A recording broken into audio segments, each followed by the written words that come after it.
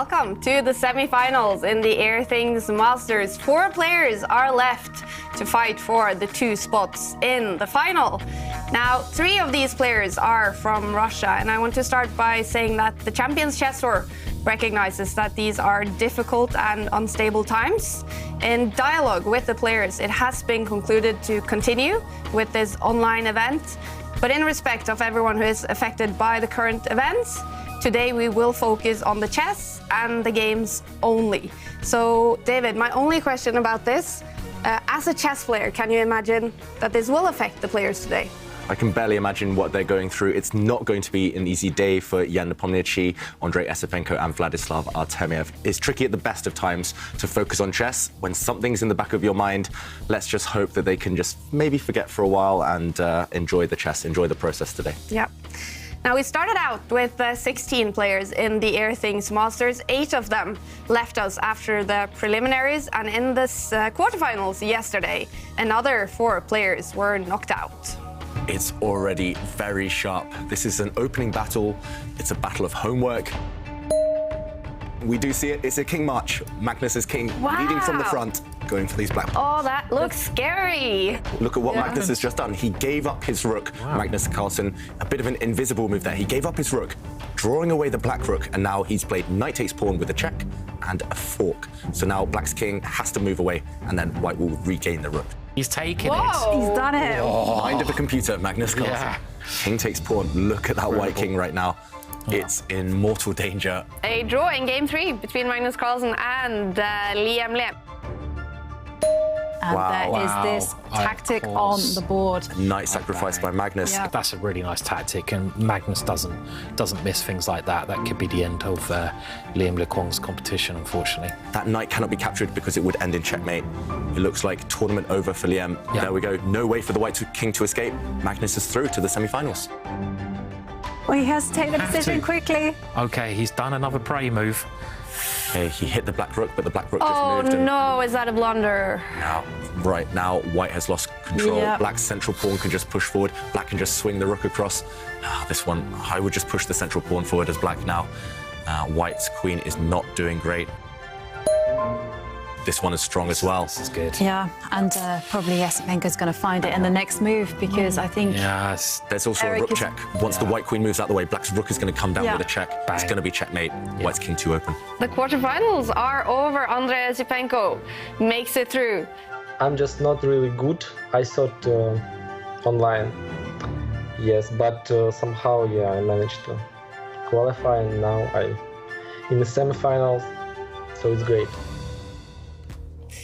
Andrei Esipenko in his tour debut, making it to the semi-finals. And how impressed have you been with him, Jovanka? I have to say I'm incredibly impressed by his performance, and especially in the preliminaries. You know, he had quite a topsy-turvy event, but he defeated Magnus Carlsen. And yesterday's match against Erik Hansen, he seemed to be in full flow. There was no stopping him. And Jan Nepomniachtchi, he won the preliminaries, having a great performance there, and also knocked out Vincent Keimer yesterday. Simon, is he sort of becoming a favorite to win the whole thing now? Yeah, I think Jan, along with Magnus Carlsen, I'm kind of hoping they will face each other in the final, to be honest, because, that was the World Championships. He's a class act. He's been playing great chess, and it is good to see him play at the level he's due to play at. I mean, he's a fantastic player, so yeah, be a good match today. Yeah. And then Vladislav Artemyev in the quarterfinal against Ding Liren. We see Ding won the first game, but Artemyev with a huge comeback. What happened in that one, David? A huge turnaround in that one. Ding looked like he was in control. He was actually 1 or 2 moves away from winning the match and qualifying for the semis, but Artemyev, so resilient. He found a trick. He managed to turn that 3rd game around, and he also won the 4th one. So Artemyev continues his fantastic streak on the tour. Last season, he was great, and now through to the semis again. He's going to be difficult opponent for Magnus Carlsen. And then, Magnus Carlsen, he's been down with COVID, didn't feel like his best self during the preliminaries, but in the quarterfinals against Liam Le yesterday, Jovanka, how did the world champion seem? He seemed like he was back to normal, absolutely. You know, he won his game in a very slow, steady manner, the way that Magnus Carlsen always does. And he was just incredibly smooth. He never looked like he was in trouble at all. So it was a good job yesterday. All right. And now let's take a look at the quarterfinals coming up, semifinals, sorry, coming up today, you guys. Magnus Carlsen, he will face Vladislav Artemyev, Jan Nepomniachtchi against Andrei Esipenko. And, well, Simon, who's going to be the favorite in that all-Russian encounter? Jan, without a shadow Yeah. of a doubt. I mean, Jan is, well, he's the World Championship finalist.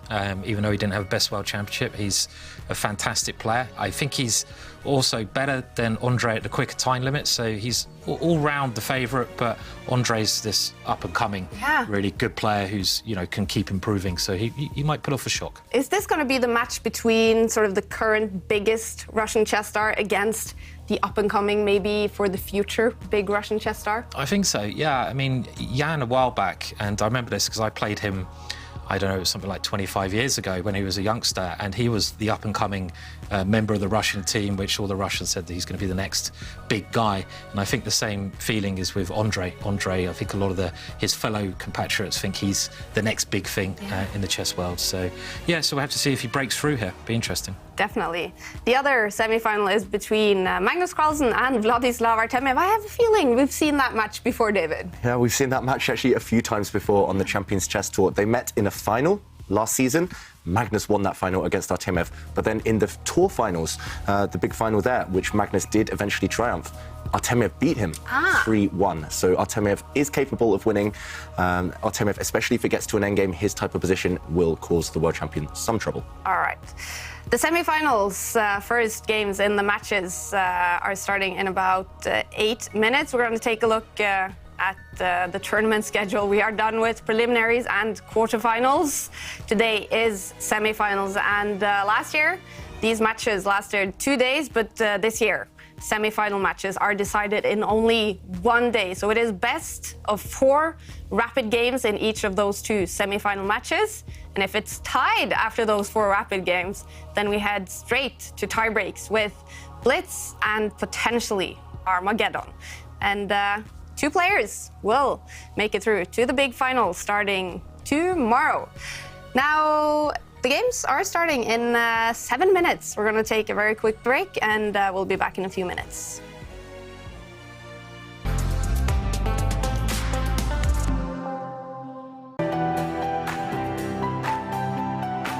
Okay, so let's send a challenge. Here is challenging. Nice graphics, easy to see. What are you thinking about? You're looking how it can be the most painful? Exactly. Okay, fine. That I give up a phone. He wants to be even rude. Hi everyone, I'm Grandmaster David Howell.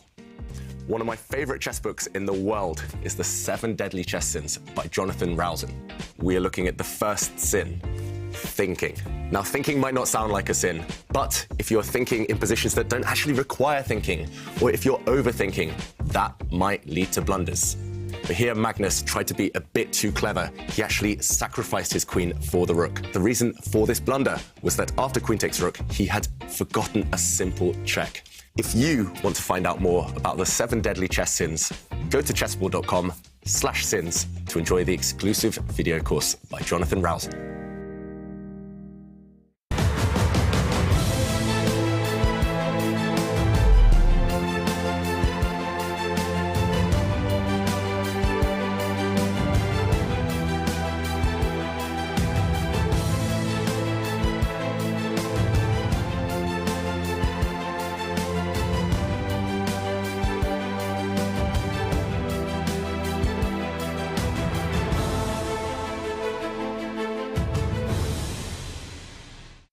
I'm ahead of the game.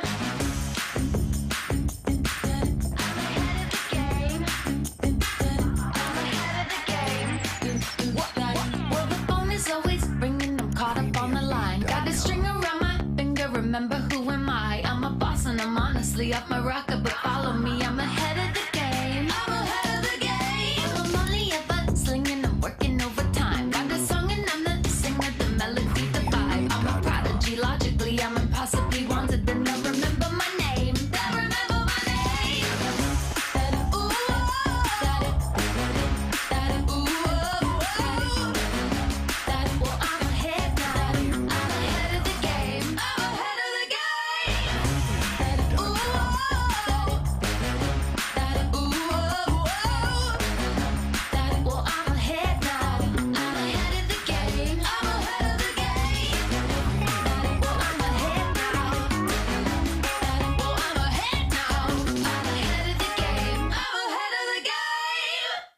As a kid, I spent hours every day reading about chess, about openings, chess history, and games played between world champions, grandmasters, all of them.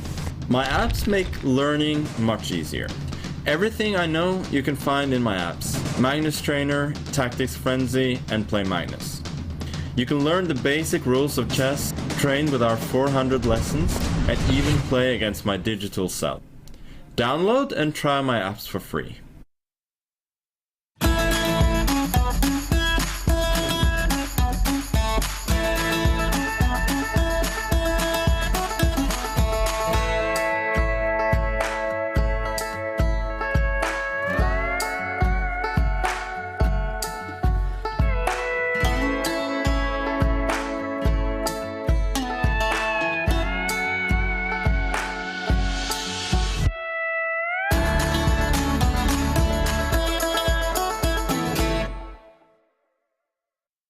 Welcome everybody! My name is Jan-Krzysztof, former world chess champion. Are starting a new course here for Chessable. A very special Chessable course. Master your chess with Judith Bolgar. You know what? I learned a lot.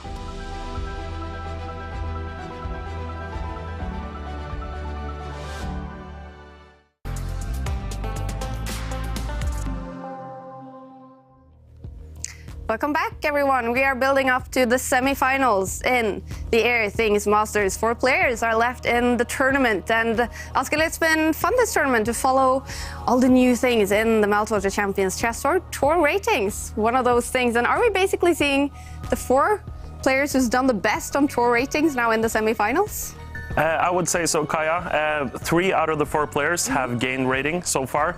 The one player who hasn't gained rating is Magnus, but it just goes to show that it's so difficult to be on top of that ranking. And as we can see, Magnus down 38 points. He did suffer a bit in the beginning of the tournament with COVID, but now seems to be back on track with his play. Jan-Krzysztof has gained 27 points, which is impressive. He's on 2,800. And then I would say one of the players who impressed me the most so far is Esipenko, gaining 50 points. And he's able to actually reach 2,800 if he continues to win games. Yeah, I think you said it on the first day, Askild. Esipenko, one of the players you may be expected to increase the most on the tour ratings. Yeah, absolutely. And Magnus is also a big admirer of this young Russian player. And I'm not surprised to see him be above 2,750 so far.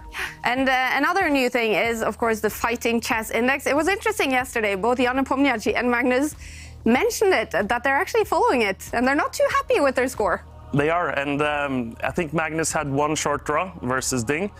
And I mean, the index is rewarding players who play fighting chess, long games, decisive games. And I'm sure Magnus wants to come on top of that ranking as well, but then he has to play fighting chess. Yeah, simple as that. And someone who is playing fighting chess, Andrei Esipenko, above 70. So this is his style, playing fighting chess, basically. He's playing long games. He's playing decisive games. Out of the 19 games he's played so far, only 5 draws, which is a great percentage for a player at this level. And I'm excited to see how he will do against Nepomniachtchi. Yeah, we're going to start following the game between Jan Nepomniachtchi and Andrei Esipenko. Let's take a look at their head-to-head stats, aim chess head-to-head stats as well.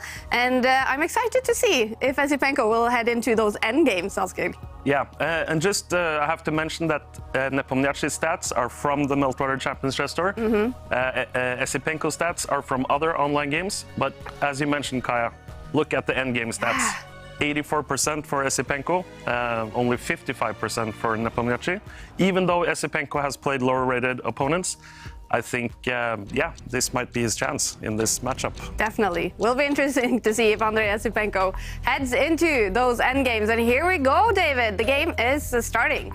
The game has started, and it's a King's Pawn Open. It's the Italian game, signified by White bringing out his bishop on this last move to this square, and Black does the same. Very standard stuff, and an opening actually Nepomniachtchi did employ in the World Championship match against Magnus Carlsen. He studied this in depth, that is clear. However, it's also Andrei Esipenko's favourite opening when he has White, so a really interesting battleground now for the 2 players. Both sides now have castled their king away to safety, and the game will slow down for a while as both sides manoeuvre. White just pushing a pawn there. Black will most likely do the same. There we go. And yeah, it's all about planning here, all about who can put their pieces on better squares, who can maybe break out in the center later most efficiently. So yeah, I just think Nepomniachtchi wants to avoid any opening battle here. It's just about understanding, just about putting those pieces on good squares. Logical chess. Yeah, definitely. I mean, this position, I have to admit, for myself, and probably, even much higher rated players than me, is so complex to understand. There's so many subtleties and so many little pawn moves like this to stop your opponent's bishop coming out. It's a real manoeuvring game. Probably one of the openings which requires the most slow manoeuvring out of any opening I can think of. And for someone who doesn't play these positions, it's so hard to get the right move order right. You know, you've got to play to give your pieces squares, to get your pieces in the right position. But even here, does this remind me? Did you have this position? He did have this position. Yeah, he had it against Ali Reza Firouzja. Yeah, and I think I was commentating on that with our friends Lawrence Trent and Ali Mortazali, and we were obviously cheering for you. Thank you. And I remember some idea with the Queen coming over, around to the Queen side. But so you're obviously a bit of an expert in this position, more so than me, clearly. Anyway. Yeah, you would think that, Simon, but I'm the same as you. Despite having played these positions with white and with black from my entire career since I was 5-6 years old, I still struggle with them. And the game has now left the same path as my game against Firouzja. Black's knight retreat a couple of moves ago was the big difference there, but either way, this position is still relatively known, I think, and both players will still be in their homework, most likely, especially Andrei Osipenko, who's playing so fast and choosing a slightly rarer line, but he will have ideas. And yeah, I remember this opening, the Italian game, as we see, just both sides improve their pieces now. The Italian game, when I was young, I used to play it a lot, and I was criticised in the English press by some very prominent journalists. They said, oh, it's a beginner's opening, why is he playing this? He'll never become a strong player if he keeps playing this opening as white. And then now all the top players in the world play it. So nice. It's all about fashion. Payback. Yeah, I had something similar, actually. I mean, this latest chessball course, I brought out the Harry attack. I came up with this, well, I didn't personally come up with it, but it was an idea that I was playing like 15 years ago, and people just laughed at it. And they just, other grandmasters said this is just absolute rubbish. But then all the top players in the world started playing it again. So it's quite funny. But I'm amazed whoever said that about you is just an idiot, though, because this has been one of the main lines for ages. So I don't know who I insulted there, but I don't really care. Yeah. But it's not true. I mean, everyone's doing this opening now. Yeah, exactly. And it's really caught on fire the last 5 years. I think 2016, Kramnik started playing it a lot with white, and then immediately every grandmaster at the top level was playing it with white and black. What do you think the attraction is then? Because it is a slow manoeuvring game. Is it that you can just play a game and you can manoeuvre, you're not in trouble, and you just basically relying on who's got the better knowledge? Is that why people like it? Yeah, I think it's all to do with that fighting index that we were talking about. It just leads to fighting chess. No matter what the type of position, there's always life left. And a lot of openings these days, especially the less manoeuvring openings, which are quite direct, they can lead to some forced draws here and there. Well, the funny thing is, like, a lot of these openings which players at home might think are more interesting, like pawn sacrifices in the opening, they're actually a lot more duller because they've been worked out so deeply. As you say, they lead to draws. So these positions which maybe have a bad reputation are more interesting to play because you don't liquidate so quickly. So yeah, it's maybe the way forwards. And certainly a good opening to learn if you want to improve your opening understanding. I don't know, have you ever played this line, Ivanka? I have played this line many years ago, but I actually gave it up because I found it too difficult. Too many move orders, too many pieces on the board. And I didn't really have kind of the concrete understanding I needed to have. And I have to say about this game, we now see a bishop trade itself for a knight. So Nepomniachtchi has decided to try to ruin the pawn structure of Osipenko. I have to say that it was kind of an interesting psychological battle at the beginning because Osipenko was the first one to launch what we call a novelty, which is a new idea. But Nepomniachtchi didn't actually seem phased at all and just carried on blitzing out those moves. And now we can see, I think now we can finally see that both players are on their own. Can I ask, Ivanka, what was the first new move in the game? So the first new move was actually picking up the queen's pawn from the d6 square and moving it to the 5th Yeah, so a new move, but I mean, I've studied that one before. I'm sure these guys have studied it before. It's one of the top computer suggestions. So Dave, you studied everything. I mean, some I've studied superficially. I remember yesterday it was like move 25. You're like, I know that knight d5 was here, and I was looking at the computer and it was like knight d5, and I was like, blooming hell, he's impressing me again. So but yeah, I mean, your knowledge. I used to work hard on chess, Simon. Your knowledge impresses me. So yeah. So I mean, I'm not familiar with this exact position, but the ideas are quite thematic here. And as Ivanka mentioned, the pawn structure has changed. If you look at the C line, black does have 2 doubled pawns there, so long-term weakness, but as compensation, black is relatively active. I'm especially liking the black bishop right now, which is unrivaled.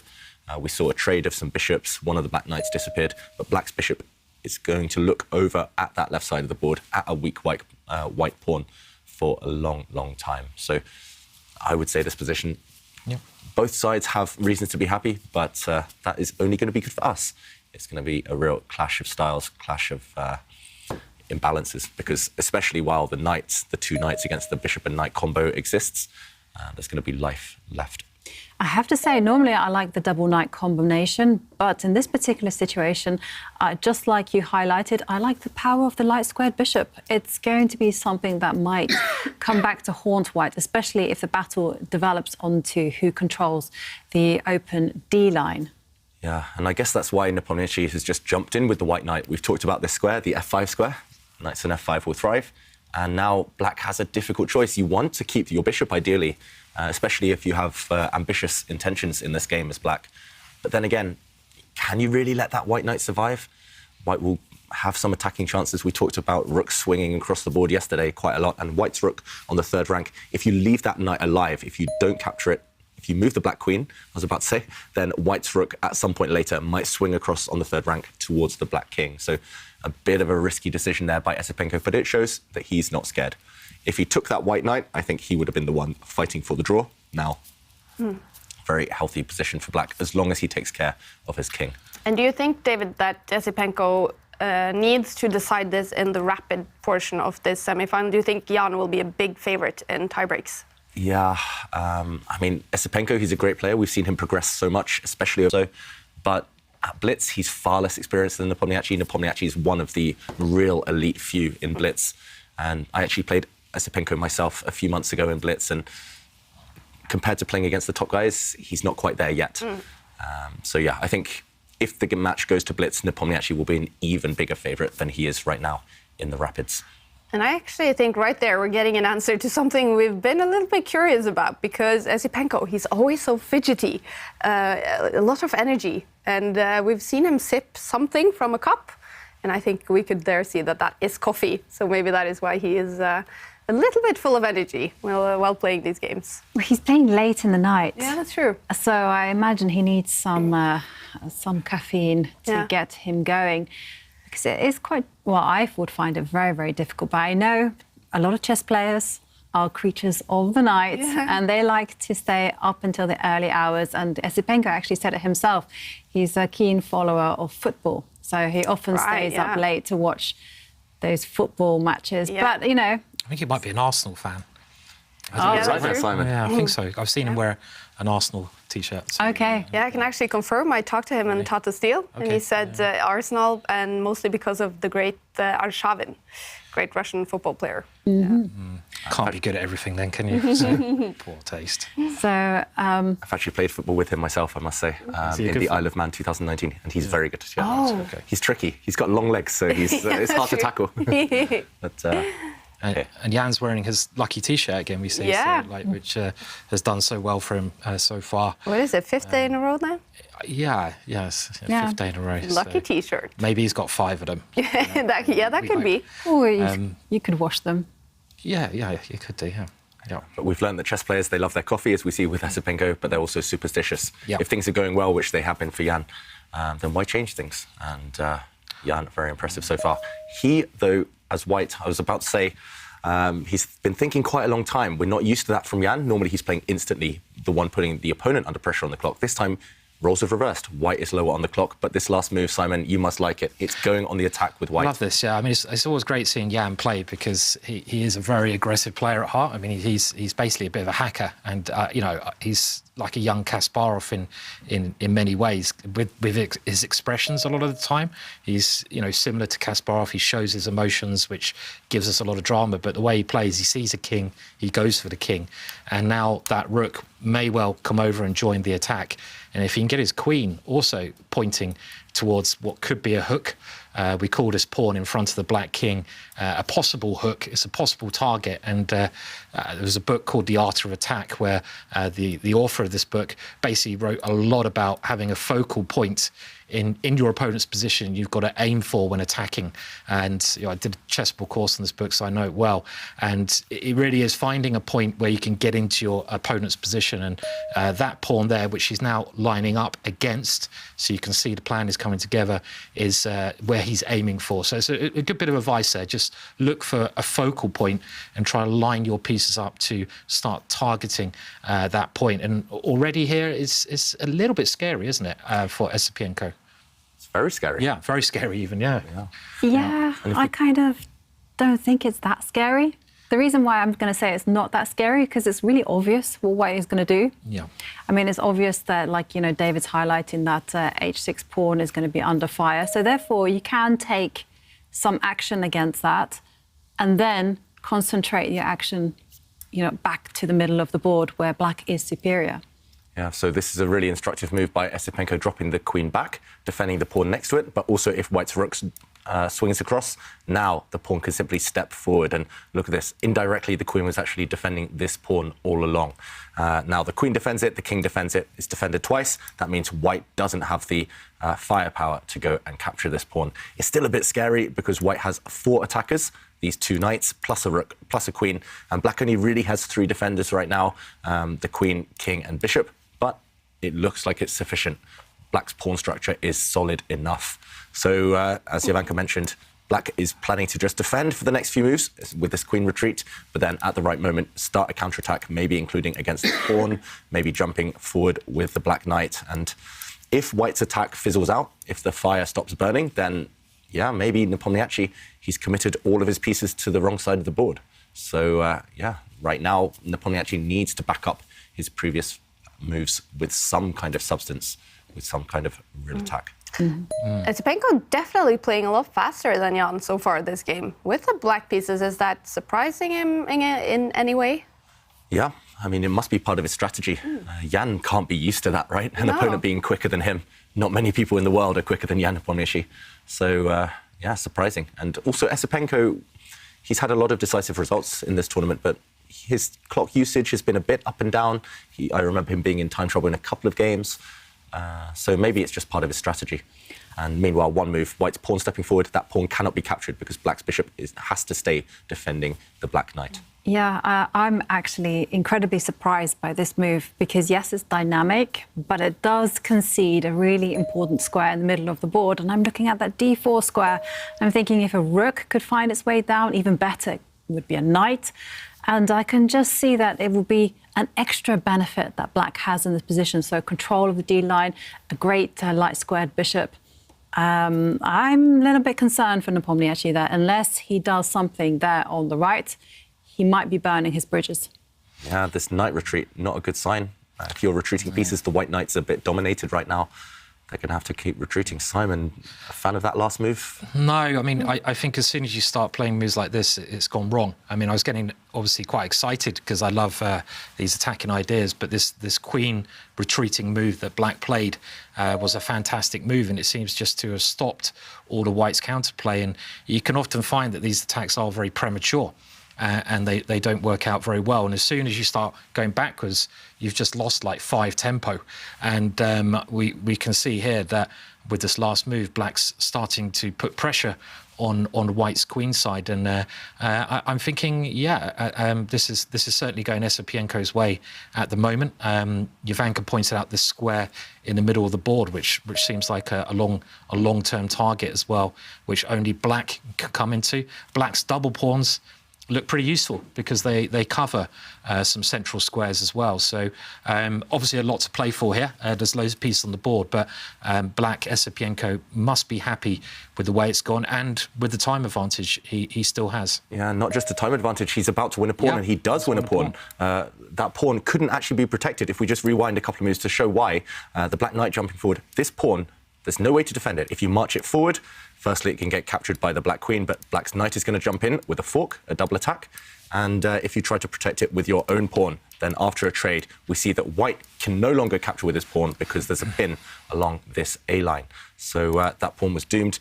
Nepomniachtchi actually had to move out of the way of a potential knight fork with his queen. And now after knight takes pawn, he simply steps back with his rook. So Black is actually a whole pawn up. And yes, it's not maybe the best pawn in the world, the most attractive pawn in the world, but somehow, if you can keep it alive, and as you guys mentioned, if you can use this central outpost for a black rook, or if you can get the black rooks to open lines without allowing White any counterplay, then Black is doing great. So right now, a pawn up from Esipenko, and good chances to convert it. Yeah. All right. Well, we did see the fighting chess index for Andrei Esipenko above 70, right? And we did look at that. He's only played, what was it, 5 draws so far in the tournament in what, 19 games or something like that? Yeah, I mean, that's incredible. You nearly never see those stats at the top level, and especially in the prelims, only 3 draws. Yeah. Yet he was still up there in the top half. So, yeah, fighting player. And we saw his determination to win games. He was always fighting it out to the bitter end, very rarely chickening out with a draw or playing the safe moves, always playing the most ambitious moves. So, yeah, we like to see that. Definitely. We do like to see that, and the audience really does appreciate the fighting chess. And because we're just sticking to the chess, today we're asking everyone just to tweet us their chess comments and chess ideas, moves, and we will ask our experts and we will feature them on the show. Yeah. So you can do all this via the hashtag #ChessChamps. Definitely. Would be very interesting to have some move suggestions that we could look into, deep dive a little bit with analysis into some of your suggestions. Okay, meanwhile, one of the black rooks does find an open file, hitting White's pawns over there, those loose White queenside pawns. And White had to march one of the pawns up, hitting the Black Knight. And no exchanges. Interesting move there from Esipenko. I must admit, I would have struggled to find a move like that one, putting the knight on the edge of the board. But maybe there are some specific ideas. White's queen can go and grab a pawn back now, maybe. I don't think the White queen's going to go and capture the Black central pawn because the Black knight might jump in with a knight fork. White's rook's actually within range now of the Black knight, so you have to be a bit careful.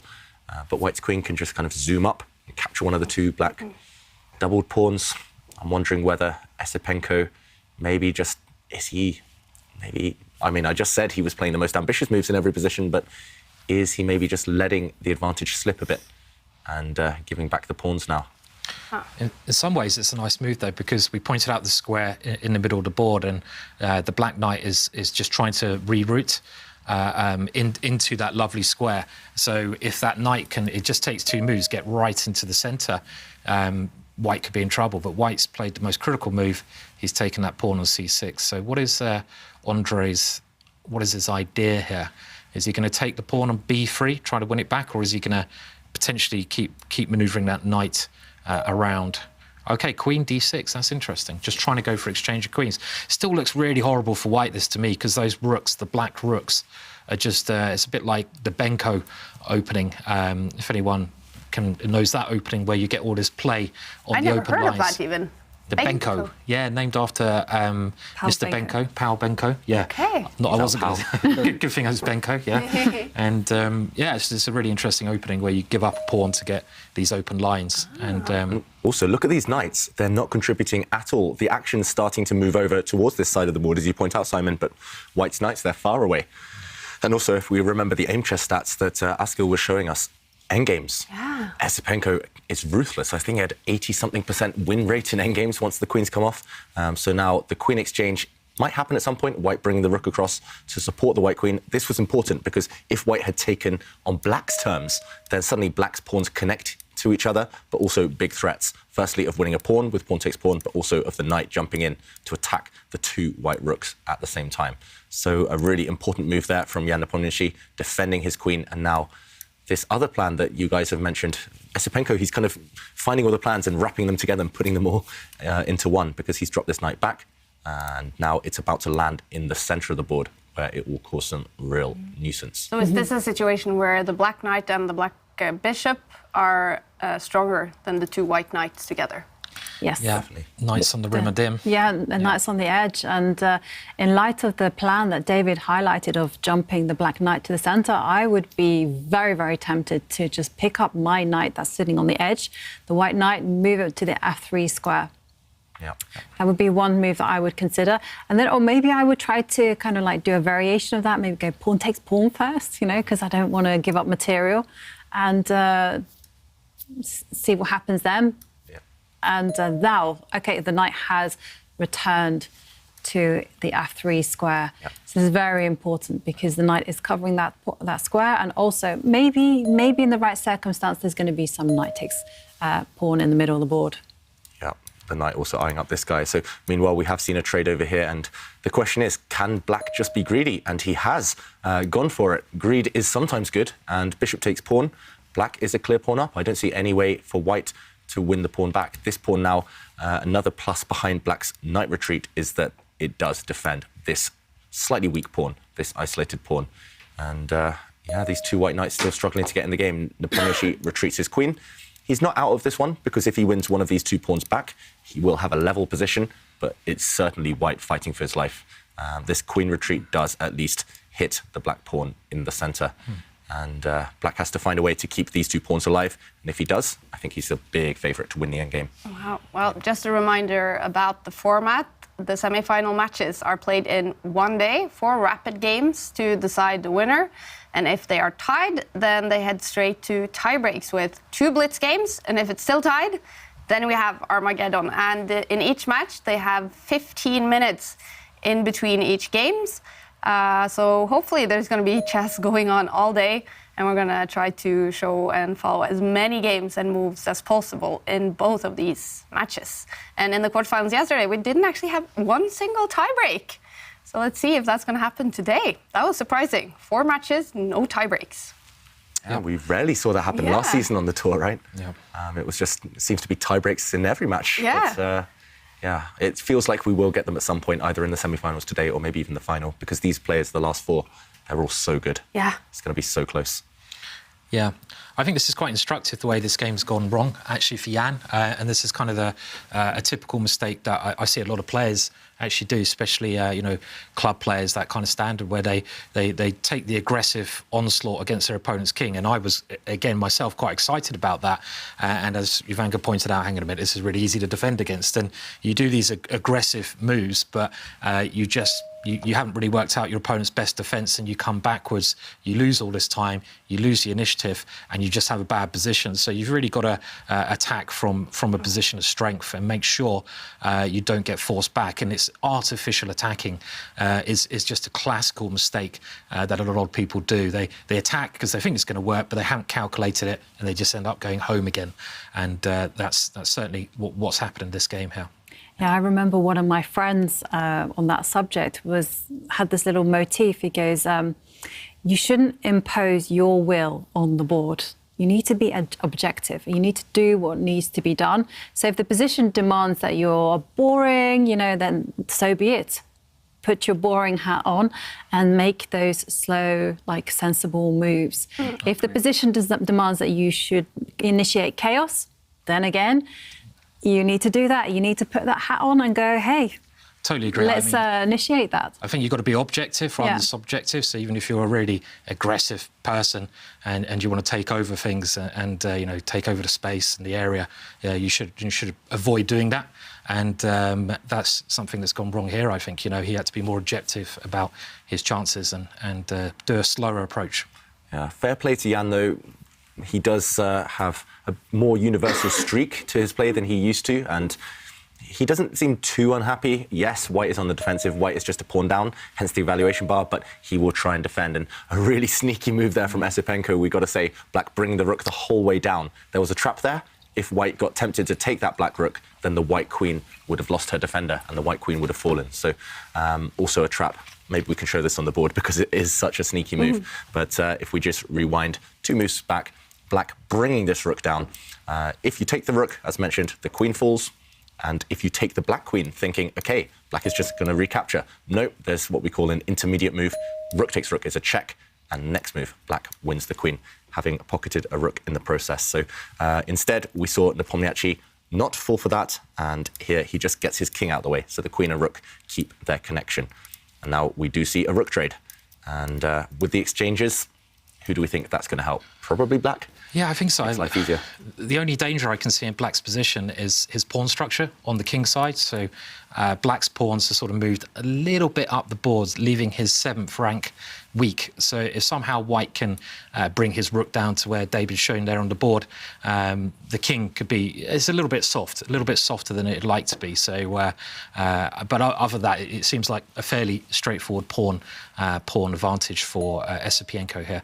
And he's pushing that pawn. Past pawns should be pushed. Reinforcing control over that all-important d4 square, because, you know, the move that I would have loved to have played just now would have been actually to move my rook to the D line, challenge the black queen. But unfortunately, with black's last move, the knight can just sit herself there in the middle, become that famous octo knight, and there's no getting rid of that knight. Yeah, if you ever try and trade it off, it just gets replaced by a very strong pawn. And these two together just going to hold each other's hand and march down the board. These pawns will win the game for black. Too strong. Yeah, so obviously, like, Nepomniachtchi is worse. And I'm just wondering whether it's the time is now to kind of initiate, like, swindle mode. Like, you know, and by that, I mean you just play tricky moves, try to do something mysterious on the right side.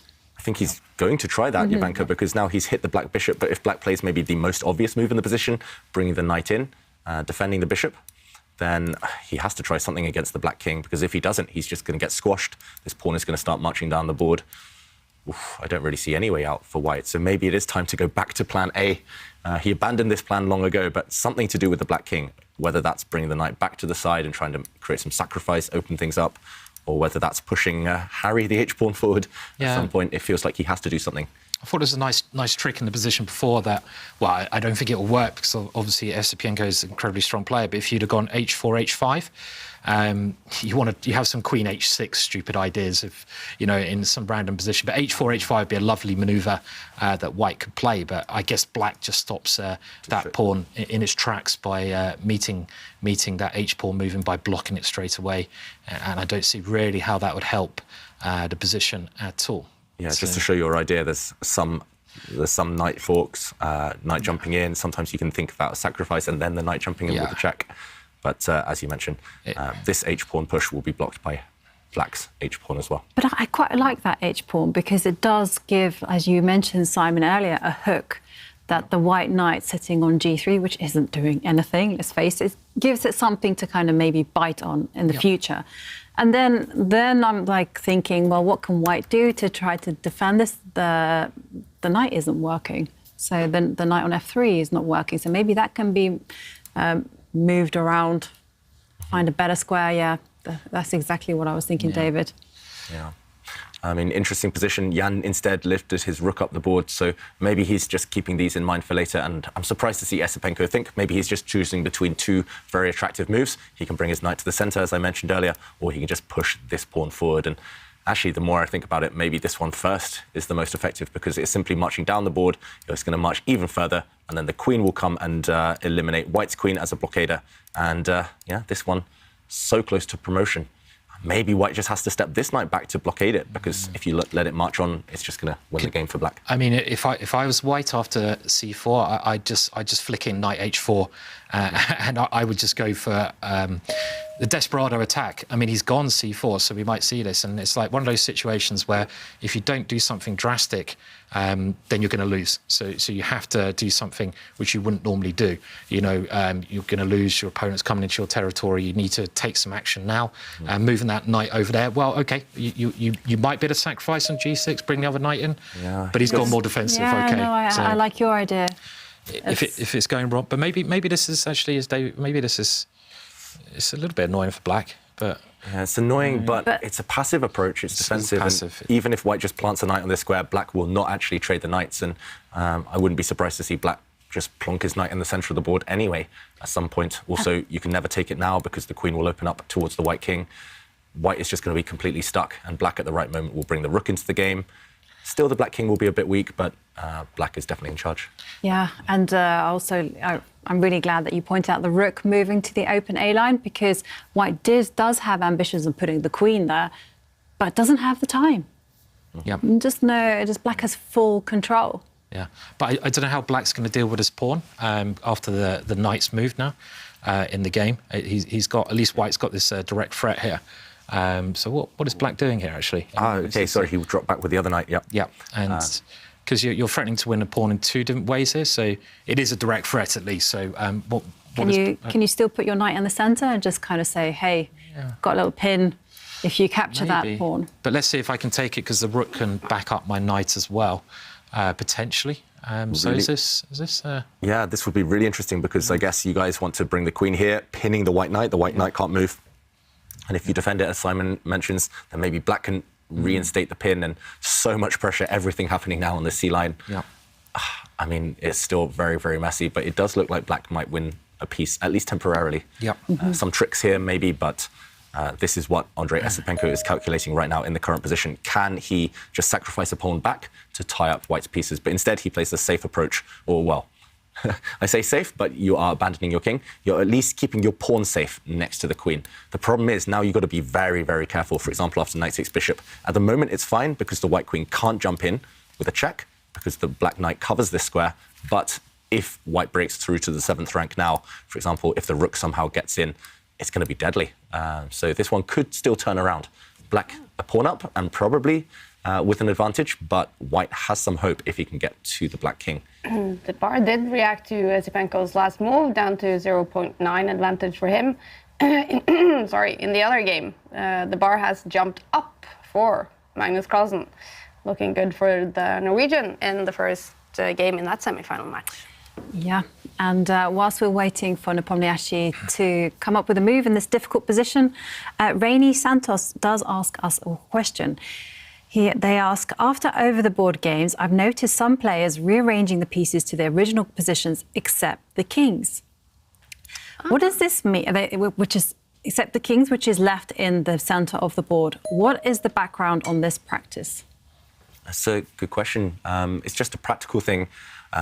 Normally, when players place the kings in the middle of the board, it's to show the result of the game. So, for example, if the white king is on the light square, or if both kings are on the white squares, it means white won. If both of the kings are on the dark squares, it means black won. If the kings are opposite each other, it means a draw.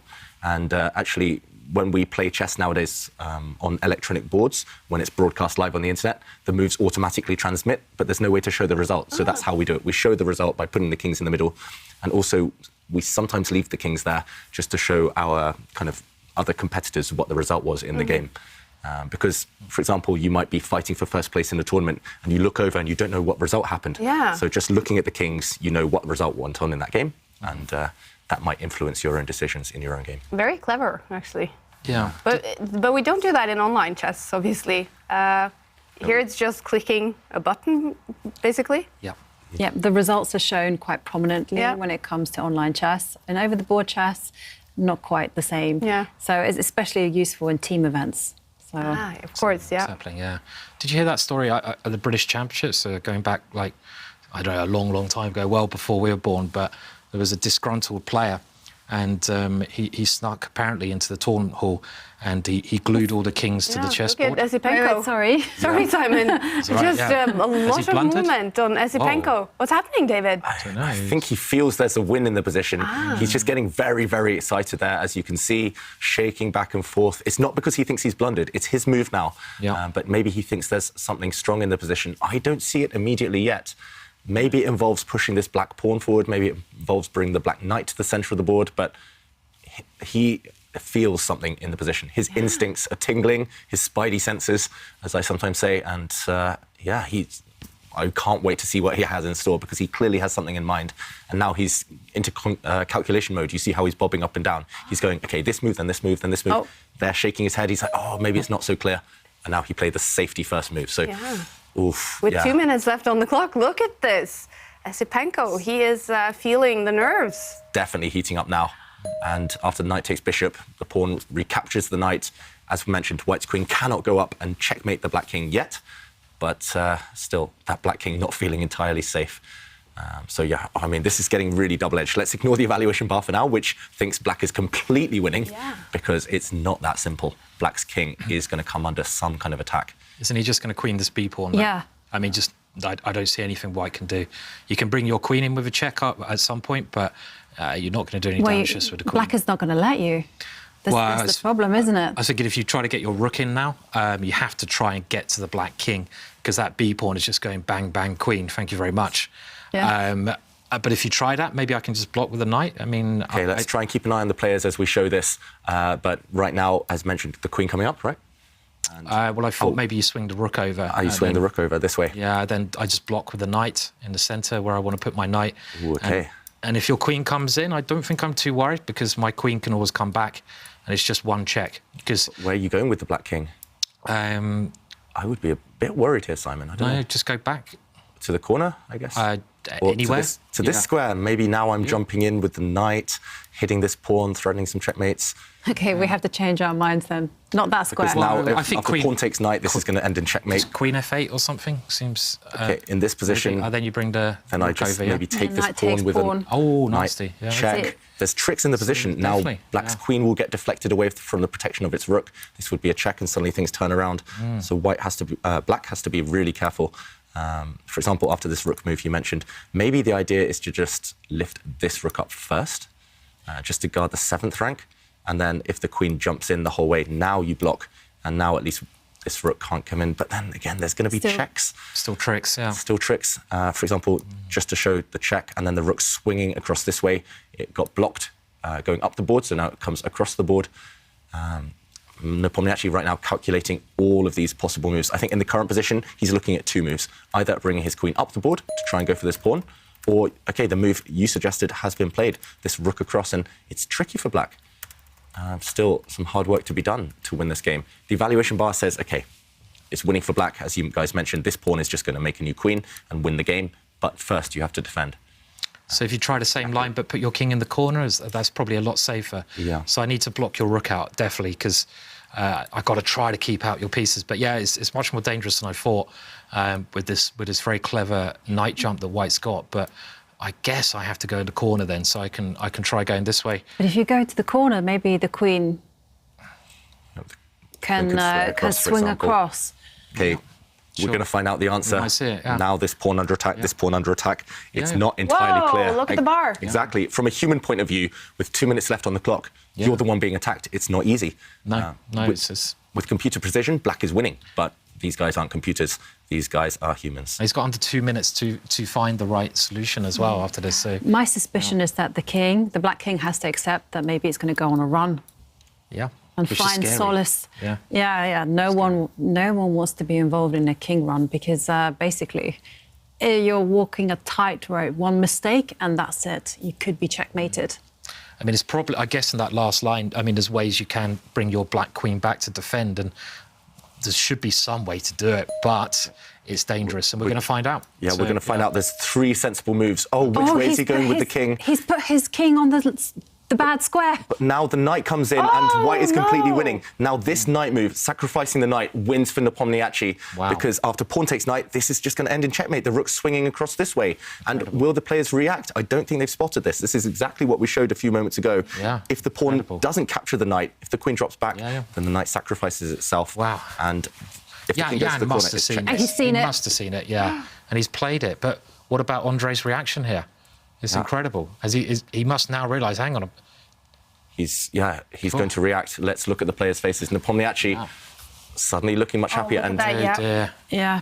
Esipenko realises that he's blundered and it's all been in vain. Yeah. Gosh. That's how quickly things can change. Just one wrong move, especially when your king is open, when there's no defensive pieces around your king. I mean, things will change 360 if you just take your eye off the ball for one move. That's what he did, and poor guy, head in his hands now.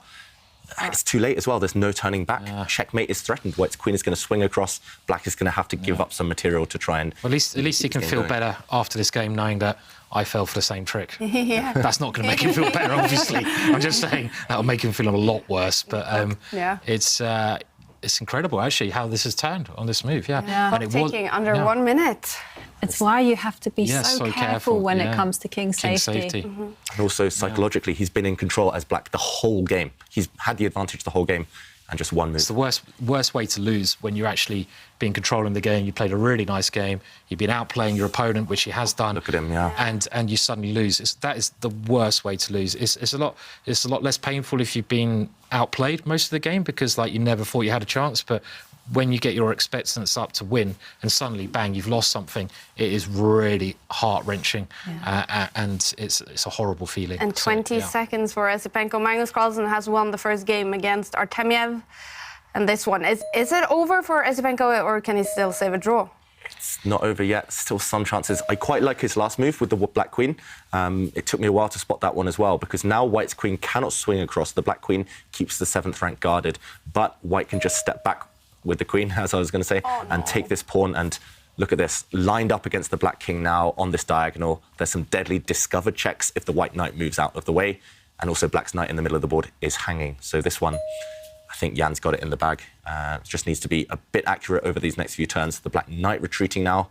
OK, Esipenko, he's fighting. He is a fighter, as we saw on the chess index, and he's trying his best. He's destabilizing the White Queen now.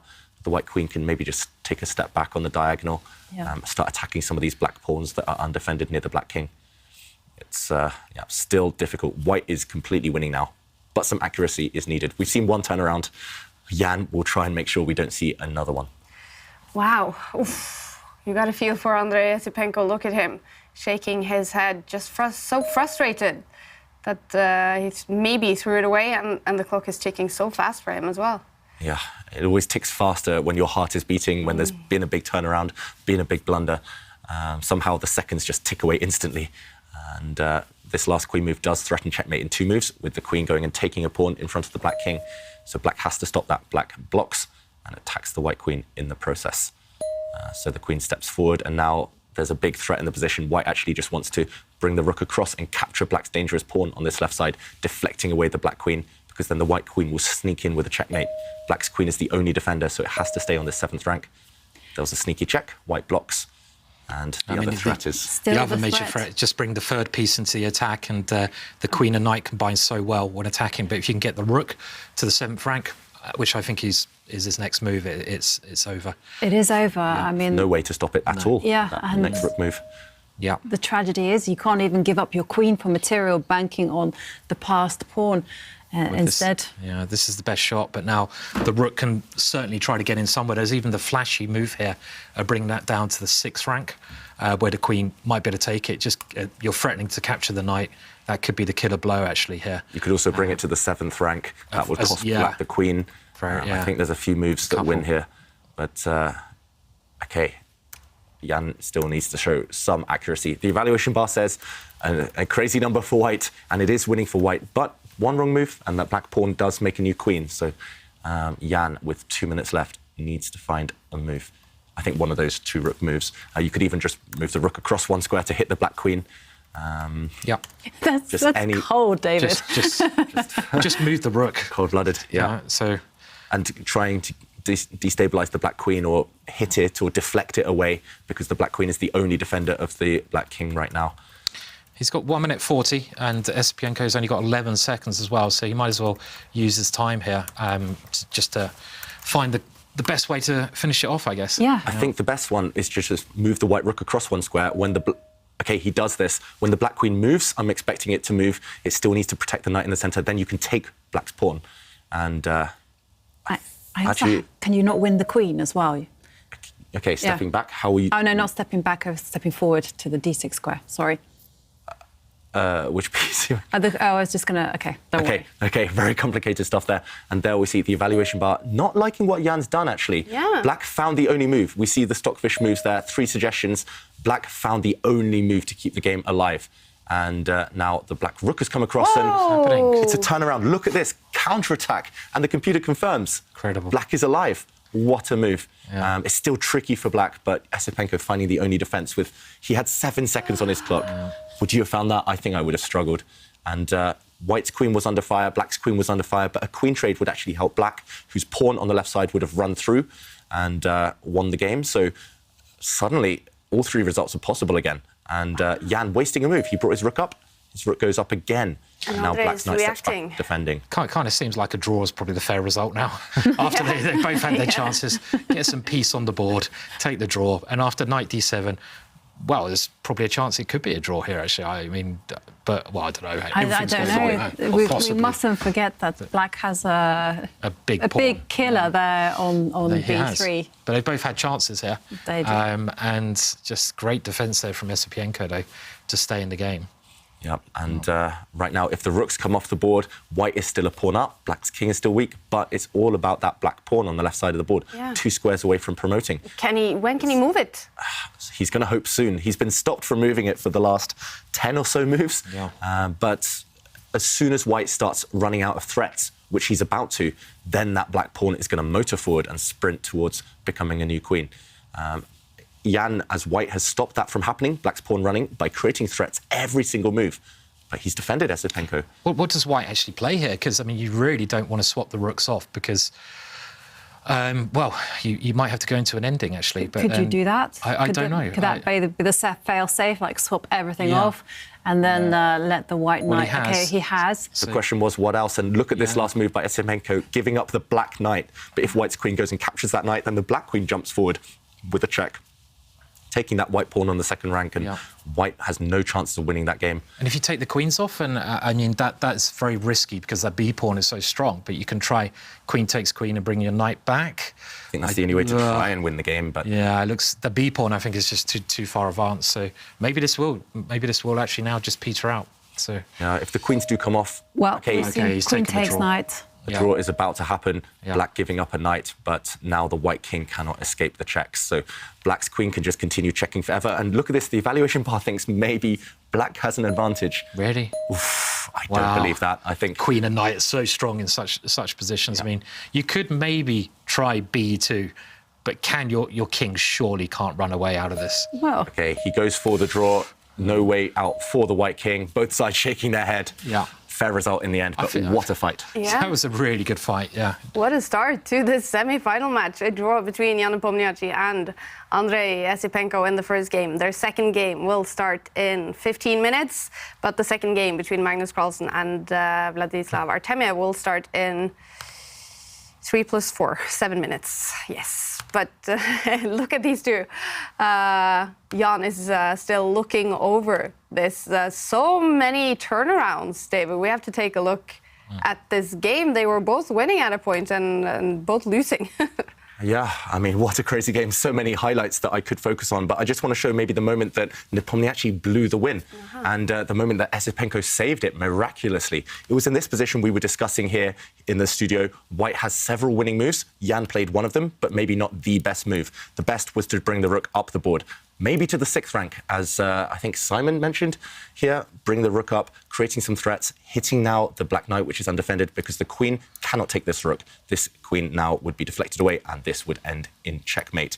Another winning move would have been a very, very flashy one. Bring the rook to the 7th rank, cutting the connection of the queen, trying to sneak in with the checkmate idea again. Instead, Jan brought his rook across the board, the wrong direction maybe, and after the black queen swung, we saw a knight retreat, the black queen moving again, and this is where Jan let it slip. A big mistake. Actually, still a few winning moves. The computer says bring the king across is the best, which is very difficult for a human. But Jan instead lifted his rook up the board, thinking he was about to attack and win, but he missed the counterattack. Black not moving the queen, black swinging the rook across instead. And as we saw, any exchanges would favour black because this pawn would win the day. And that's why after a few more twists and turns, we did eventually see the draw.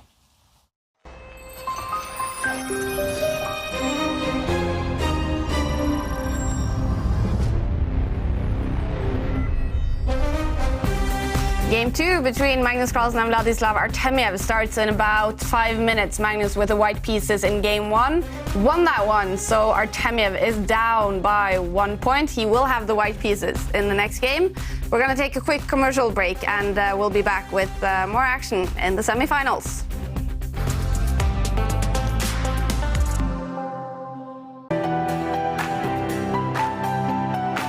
Okay, so let's send a challenge.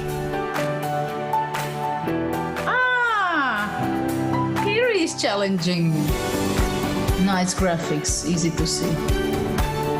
What are you thinking about? You're looking how it can be the most painful? Exactly. Okay, fine. That I give up a phone. He wants to be even rude.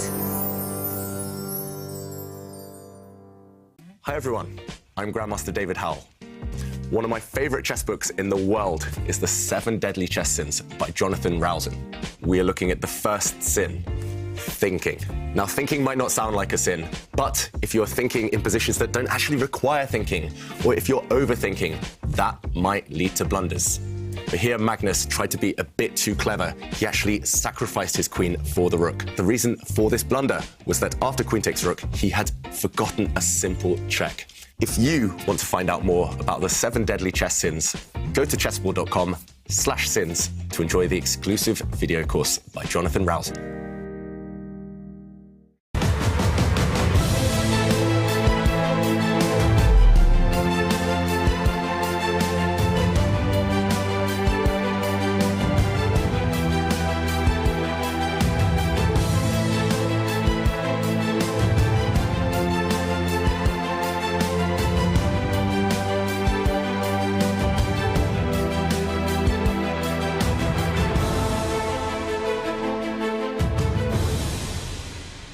As a kid, I spent hours every day reading about chess, about openings, chess history, and games played between world champions, grandmasters, all of them. My apps make learning much easier. Everything I know you can find in my apps: Magnus Trainer, Tactics Frenzy, and Play Magnus. You can learn the basic rules of chess, train with our 400 lessons, and even play against my digital self. Download and try my apps for free.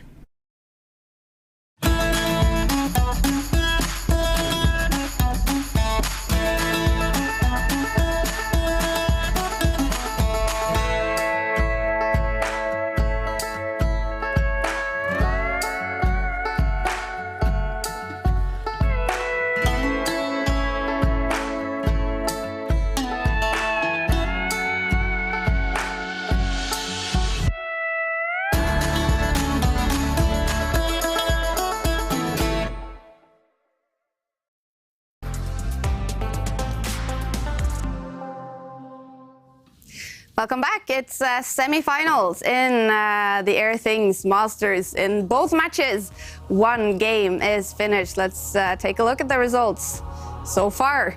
Jan Nepomniachtchi and Andrei Esipenko, a dramatic first game.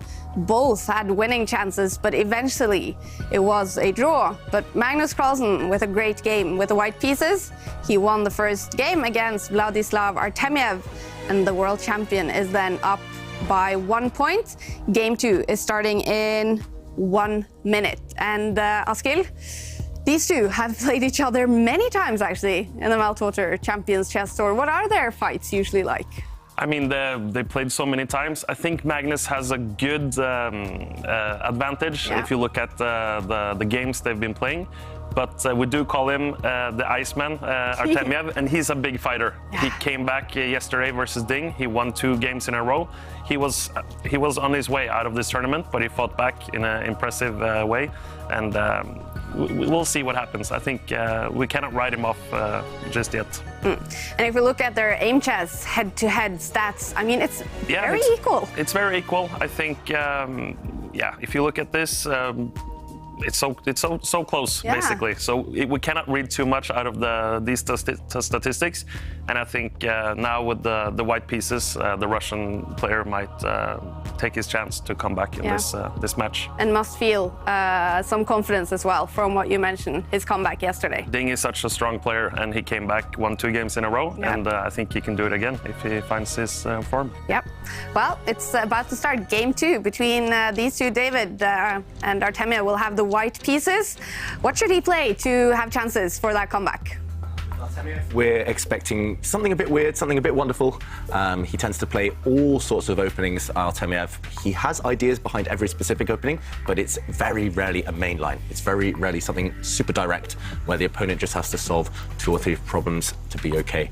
So Magnus, I think, won't have even prepared too much from the black side against Artemyev, because Artemyev can open with his king's pawn, queen's pawn, any move under the sun. He does open with 1d4.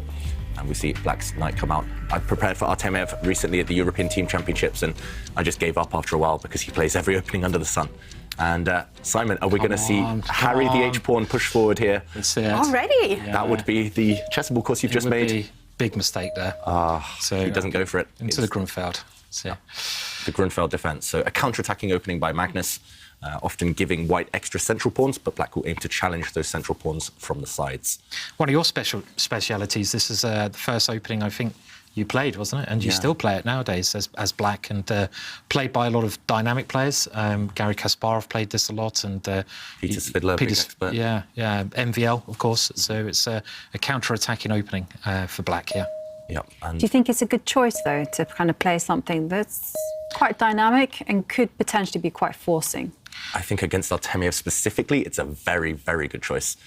That being said, he does play himself as Black, so I mean, Artemyev, he just doesn't like his opponents to be direct in the opening, and the Grunfeld is one of the most direct lines with lots of forcing variations. So I think against Artemyev specifically, maybe Magnus has picked this line, and White's bishop coming out there. It's maybe not the main move. Usually we see a trade of pawns in the centre. But White's bishop coming out. Now Black's usual move is to plant the knight in the centre of the board. It's quite funny, Dave, because I was looking at this position recently for my last chessball course I did with Richard Palliser, and you can get the same position, but the pawns on h4 and h5. And then bishop g5 is actually a much stronger move because your pawn on h4 protects the bishop. So this knight jump doesn't work as effectively.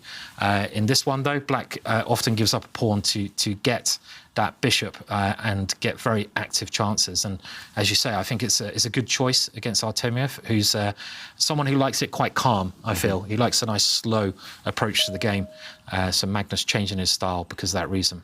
Yeah, and Artemyev playing a line that's very well known, but it is known to drift towards a level type of endgame. So Artemyev, as you mentioned, Simon, liking things quieter, at least at the start of the game. He likes to build up and survive the opening before putting the pressure on as the game draws on. So White's bishop stepping back. Now I'm expecting to see a knight trade from Magnus Carlsen.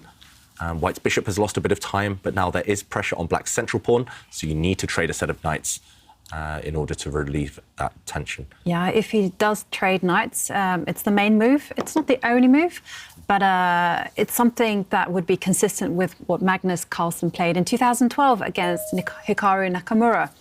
So after the trade of pawns, and then I'm expecting Black to support the pawn in the middle of the board and just pick up his c-pawn and move it 1 square. Oh, really? That's the main line. Oh, no. It's definitely not the main line. No, it's not the main line. It's what Magnus did in 2012. OK, so the main line is Black's c-pawn pushing forward 2 squares. So, yeah, maybe Magnus in 2012, years ago, less familiar with the Grunfeld in those days. Maybe he was just trying to take his opponent out of theoretical waters. I would expect him to be a bit more direct here. How strong is Magnus's memory? Because at this level, memory is an important part of being a good player. You have to memorize all that theory that you've learned over the years of playing chess. And if you can't recall what you've worked on 5 years ago, you can get a bad position. He's played the main move, but he has, I think, quite famously, this incredible memory, Magnus, right? You've seen that video, Simon, that I did with Magnus last year on his memory. Go to Chess24, if not, and search Magnus Carlsen memory. Yeah, the memory test. The memory test. Oh, incredible stuff. Yeah. Do you think, is that very unique, Magnus Carlsen, the memory test, or is there several players on this level that could show us same kind of things? To be honest, I think all the players at the top level have a fantastic chess memory. Yeah. I mean, we even see it with David here in the studio. You see how he's like, oh, I worked on this, and then this is the main move. Oh, I played this in 2001. I remember. Yeah. Right. And he doesn't. And I have the database in front of me, and he's like, yes, that was this, and I'm yes. But my memory recall is not great. Is yours great? It's pretty okay, actually. It's okay I think for long-term memory, at least. So.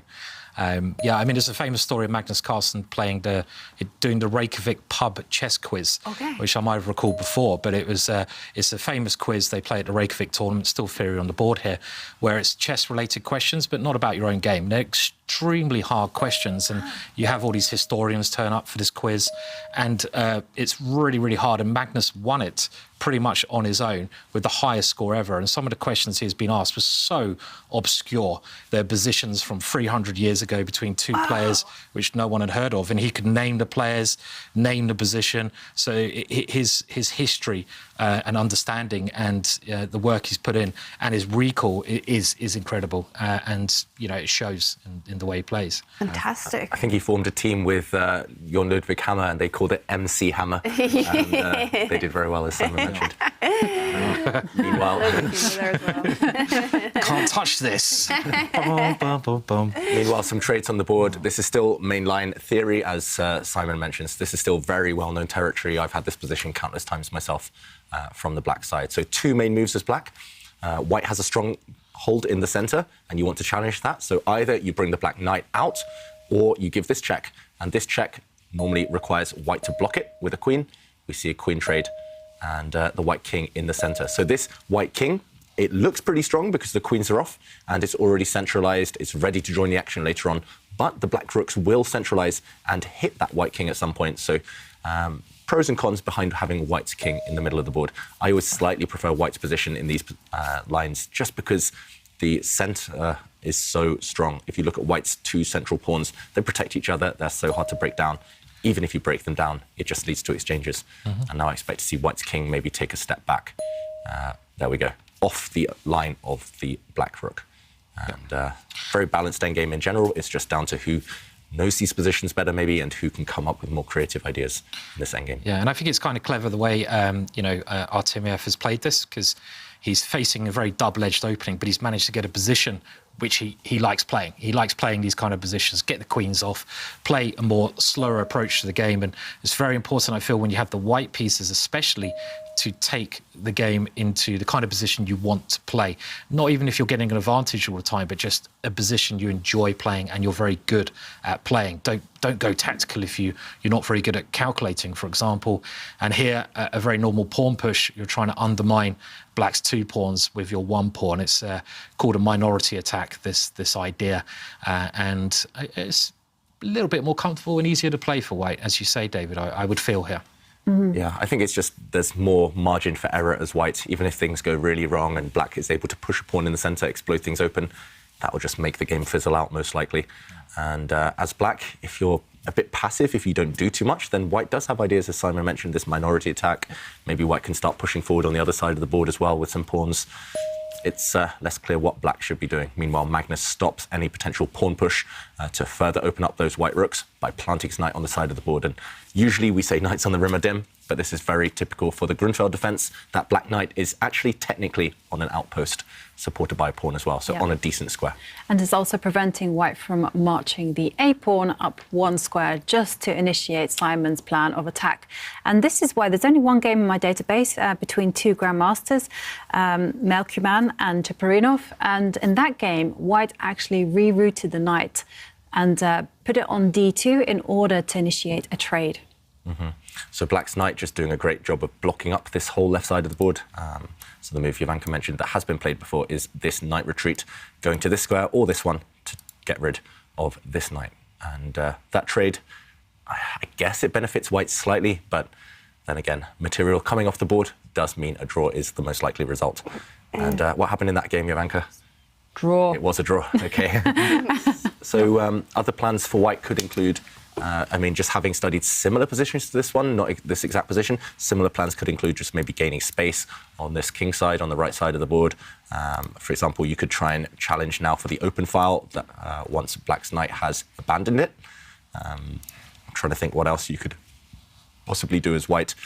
I would be inclined, if you want the knight trade, to go to a more central square like this one. Okay, he does go for the move that has been played before, a knight retreat. So will this knight trade favour white? That is the big question. Black's bishop on a long diagonal. Actually, both of black's bishops on long diagonals right now, but they will be blocked by pawns, most likely. And this pawn is attacked by black's bishop from afar. Are we going to lift it up the board? Yeah, in the game, White got very ambitious and lifted it up 2 squares. Yeah. And we've mentioned him a couple of times already since you've arrived, Simon, but Keith Arkle, a friend of ours, grandmaster and endgame expert, loves this type of pawn push. I think he said it's his favourite move. Favourite move. He said if you can ever play this move as black, so if you can ever play the same move that White's played here, then black's always doing OK, because it's kind of a luxury to be able to play such a move in a position. It means you have time.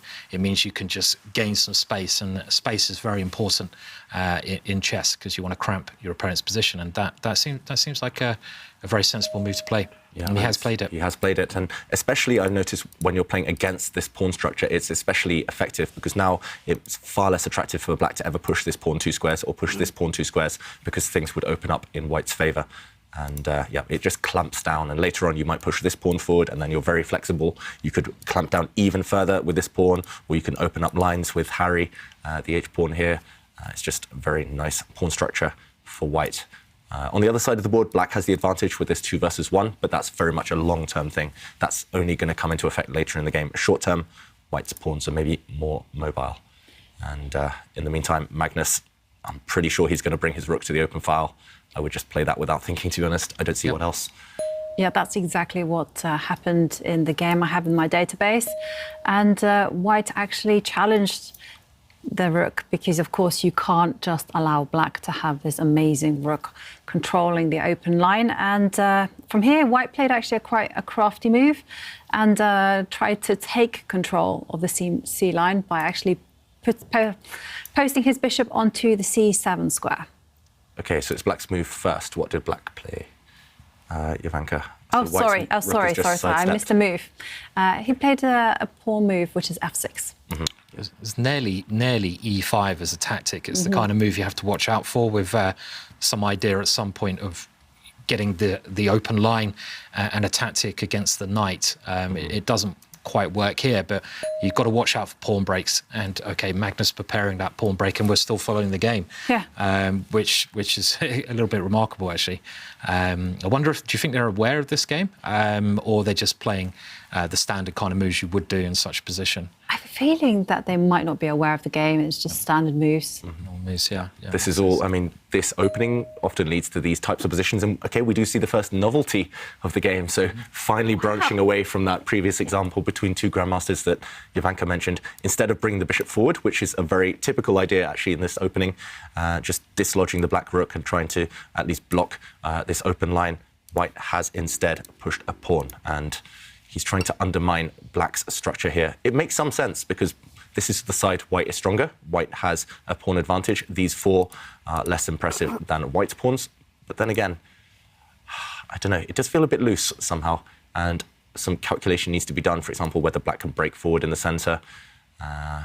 What do we think, guys? Do we like this move? I mean, if E5 doesn't work, this break that black is trying to play, then I think it's a great move because you're just trying to stop black's counterplay, and you want to maybe just simply capture black's pawn, rule out this break forever. So I guess E5, you have to play it now if you're going to get active. I mean, the critical move. So if E5 works for black, maybe it's not a good move, but if it doesn't work, great move, I'd say, here. So yeah, I mean, I guess White just wants to play pawn takes pawn, and then has a great pass pawn on the D file if black recaptures that one. Just for example, yeah, if we see a trade of pawns, then this guy is rock solid, but also later going to march down the board unrivaled. So key moment for Magnus. Is he going to push this pawn forward? It's either very good or very bad, but now is potentially the moment. He's gone back. He goes back. Wow, surprising. I don't like that one. He's just hoping for a trade now, and then he's hoping to bring his bishop this way to maybe pin in the knight and go towards the white king.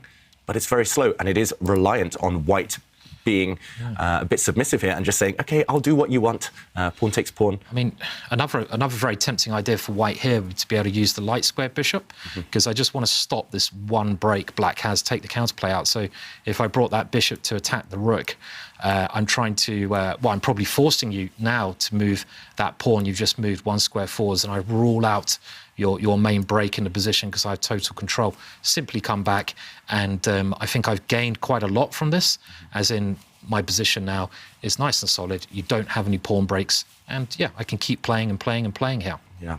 I guess Magnus here would be forced to push this pawn forward. At least he activates this bishop on a different diagonal. And I agree. I slightly prefer white, and I think this has profited white, this whole transition. But then again, black is still solid for now, and it is hard for white to push these pawns forward. They'll always get taken off the board.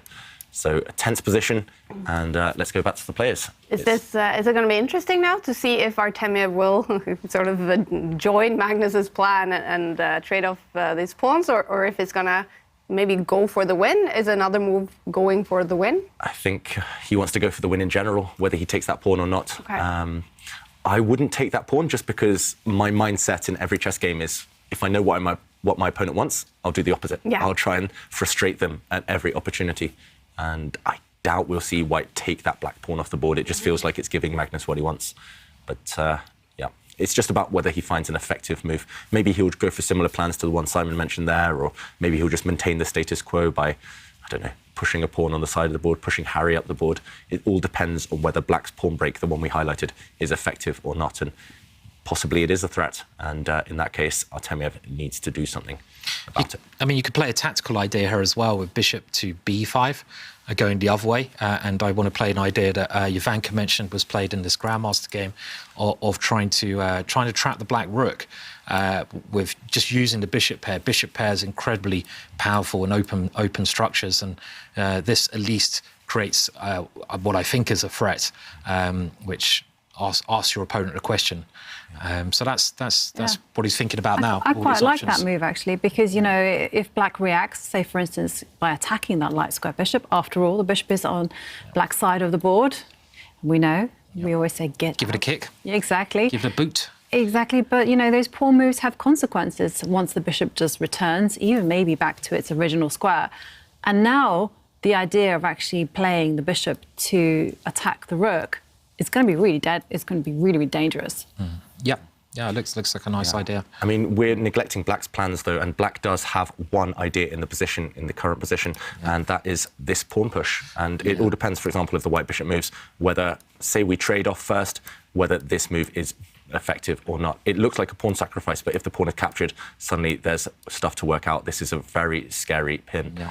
And not just that, but if the knight is defended, then the black knight can jump in, trying to overwhelm this knight. There's a check. Yeah, there is a check. So maybe it's just not a threat at the moment. Maybe it is. Who knows? Ooh. But I mean, even this check. I mean, looks scary. I'm not scared of this check, to be honest, Jovanka. I would just block, and it's very, very complicated here, and that's why the players are spending so much time on the clock. Yeah. So it could turn like on those kind of accurate moves. And again, I think Artemyev is doing something very clever here that when you're playing, and this is maybe one of the mistakes Erik Hansen didn't quite do in his game. So if you in a game of chess, you generally only have about what the top players would say 4 or 5 critical moments. And they're the moments where you have to use your time. If you have an obvious move, then there's no point thinking for ages. You play a move. But in this position, we're seeing it's very complex in the position. The result could all turn on this moment of the game. So you spend the time you have, use that time, and work out these critical moments as best you can. So I think he's doing time, using his time very, very wisely here. Yeah, and that's one thing we haven't said actually that much of Artemyev throughout the Champions Chess Tour, using his time wisely. But he was 4 minutes up on the clock compared to Magnus, and now he's invested around 4 minutes. So time is roughly level now. And yeah, as you mentioned, Simon, it is a critical moment. So now is the moment to spend that time. I'm expecting him to speed up over the next few moves once he does stumble across a plan he likes. And if you at home have any move suggestions, any chess questions you'd like to ask us, then remember to tweet us using the hashtag #ChessChamps. Thank you. Yeah. Yep. Okay, he does jump in. So one of the ideas we mentioned, and black's rook is under attack. Now the c-file is plugged, it's blocked. This bishop will most likely get kicked away, though, and will have to retreat. Yeah, I think you can't move the rook to the side because it gets attacked by the bishop, so you have to create a threat here. And is Artemyev's idea, obviously he can go for a draw, but you can't do that in the match situation. But is his idea to bring the bishop back to a better square, slightly improving? So that's the only idea I can see, and just say, OK, I'm just trying to make some very slight improvements. But is the bishop really better after? Yeah. Well, it could be, because it does mean when black makes the ideal pawn break, it doesn't attack the bishop. So this is actually a free move. This is very subtle. So we could show this, maybe, David, if the rook comes up one square, attacking the bishop, then white's idea could be to move the bishop all the way back, and let's now say Magnus moves the rook back again to try to keep control of the open file. Now maybe this bishop... Well, there's other options here because your break, David, this very clever break, doesn't have a tempo for black. It's incredibly subtle stuff, which you have to work out. But yeah, it's possibly a very clever idea. Yeah, so just to explain, this pawn push doesn't hit the bishop anymore. So small difference, as you mentioned, it's these tiny little subtleties, nuances, and just having this bishop on a slightly better square or safer square than it previously stood on might make all the difference. Wow, I mean, in a rapid game, to see these tiny little details is incredibly impressive, and maybe it's effective, maybe it's not, but either way, kudos to Artemyev for at least going for this type of idea. Then again, let's hope that he tries to play for the win, because as mentioned, once Magnus does lift the rook up the board, he could just repeat moves by bringing the bishop back to this one. I have a feeling, though, that you guys are right. He's going to try and play on for the win. Yeah. And in the other one, game 2 between Esipenko and Nepomniachtchi, the bar has just completely shut off for Jan Nepomniachtchi. He still has 15 minutes left on the clock. Esipenko has 10 minutes left on the clock, but something must have happened in that game. Yeah, it just does look like a one-move blunder by Esipenko, and he just underestimated his king safety, as he did in the first game today. And Nepomniachtchi, Simon mentioned, he's so tuned into his opponent's king, and he has found a really, really nice tactic. Maybe we'll get time to show that later, because Nepomniachtchi found a beautiful move. Meanwhile, this game has gone as predicted. It's not a repetition of moves. This is just the same position as earlier, but white's dark squared bishop is on a slightly safer square. So, yeah, very sneaky. And another critical point here. I mean, white, if he wants to win, has to now find a plan again. He's improved his position a little bit, but he still has to do something here. I expect it will be to do with the light square bishop, his other bishop. Where's he going to place that? That looks like the kind of obvious thing to try. I mean, there's other options. You could just slip the rook in the corner over one square, just play it very calmly, stop some of black's pieces potentially coming in. That looks like a sensible move as well. Maybe black can take your pawn, but it's something you could consider. Yeah, that's a good question, actually, whether black is even threatening to take that white pawn. Yeah. If you look at the g5 square, white's pawn there is hanging, but if black ever takes it, then black's pawn structure becomes very ugly. Black would lose a lot of central control, so that's unclear whether that's a threat. And Artemyev probably trying to work out whether that's the issue. But just from his body language, Artemyev leaning back a bit, I've seen that before. I've played him a few times over the board, and that normally means that he's not in love with his position. And if he's not in love with his position, he will feel a bit of temptation to repeat and bring his bishop back. What's your score against Artemyev? I mean, he's incredibly strong, but it's quite good, actually. I think I'm +1. I think quite good. That's a plus. No. How modest are you? I think quite good. I've just beat him. So how many times have you played him? One, I hope. 3. 3 times. Okay, that's 2 draws and 1 win. That's very impressive. And Magnus, you have, because obviously Magnus, you're childhood friends with him, and your score against him? -2. So 6 draws. It's just -2. 6 draws and 2 losses, I think. That's very impressive. Nice. Oh, I need my revenge. I just want 1 win in a classical game against him, and then I'll retire happy. As your friends, do you think, if you did beat him in a classical game, do you think he'd take that well? I mean, he probably wouldn't talk to me for 7 years. He still says that.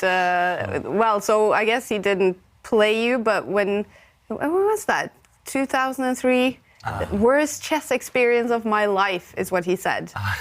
Yeah, after my game against him in the final round. Yeah. The World Under-12 Championship in 2002. Yeah. Well, you won then.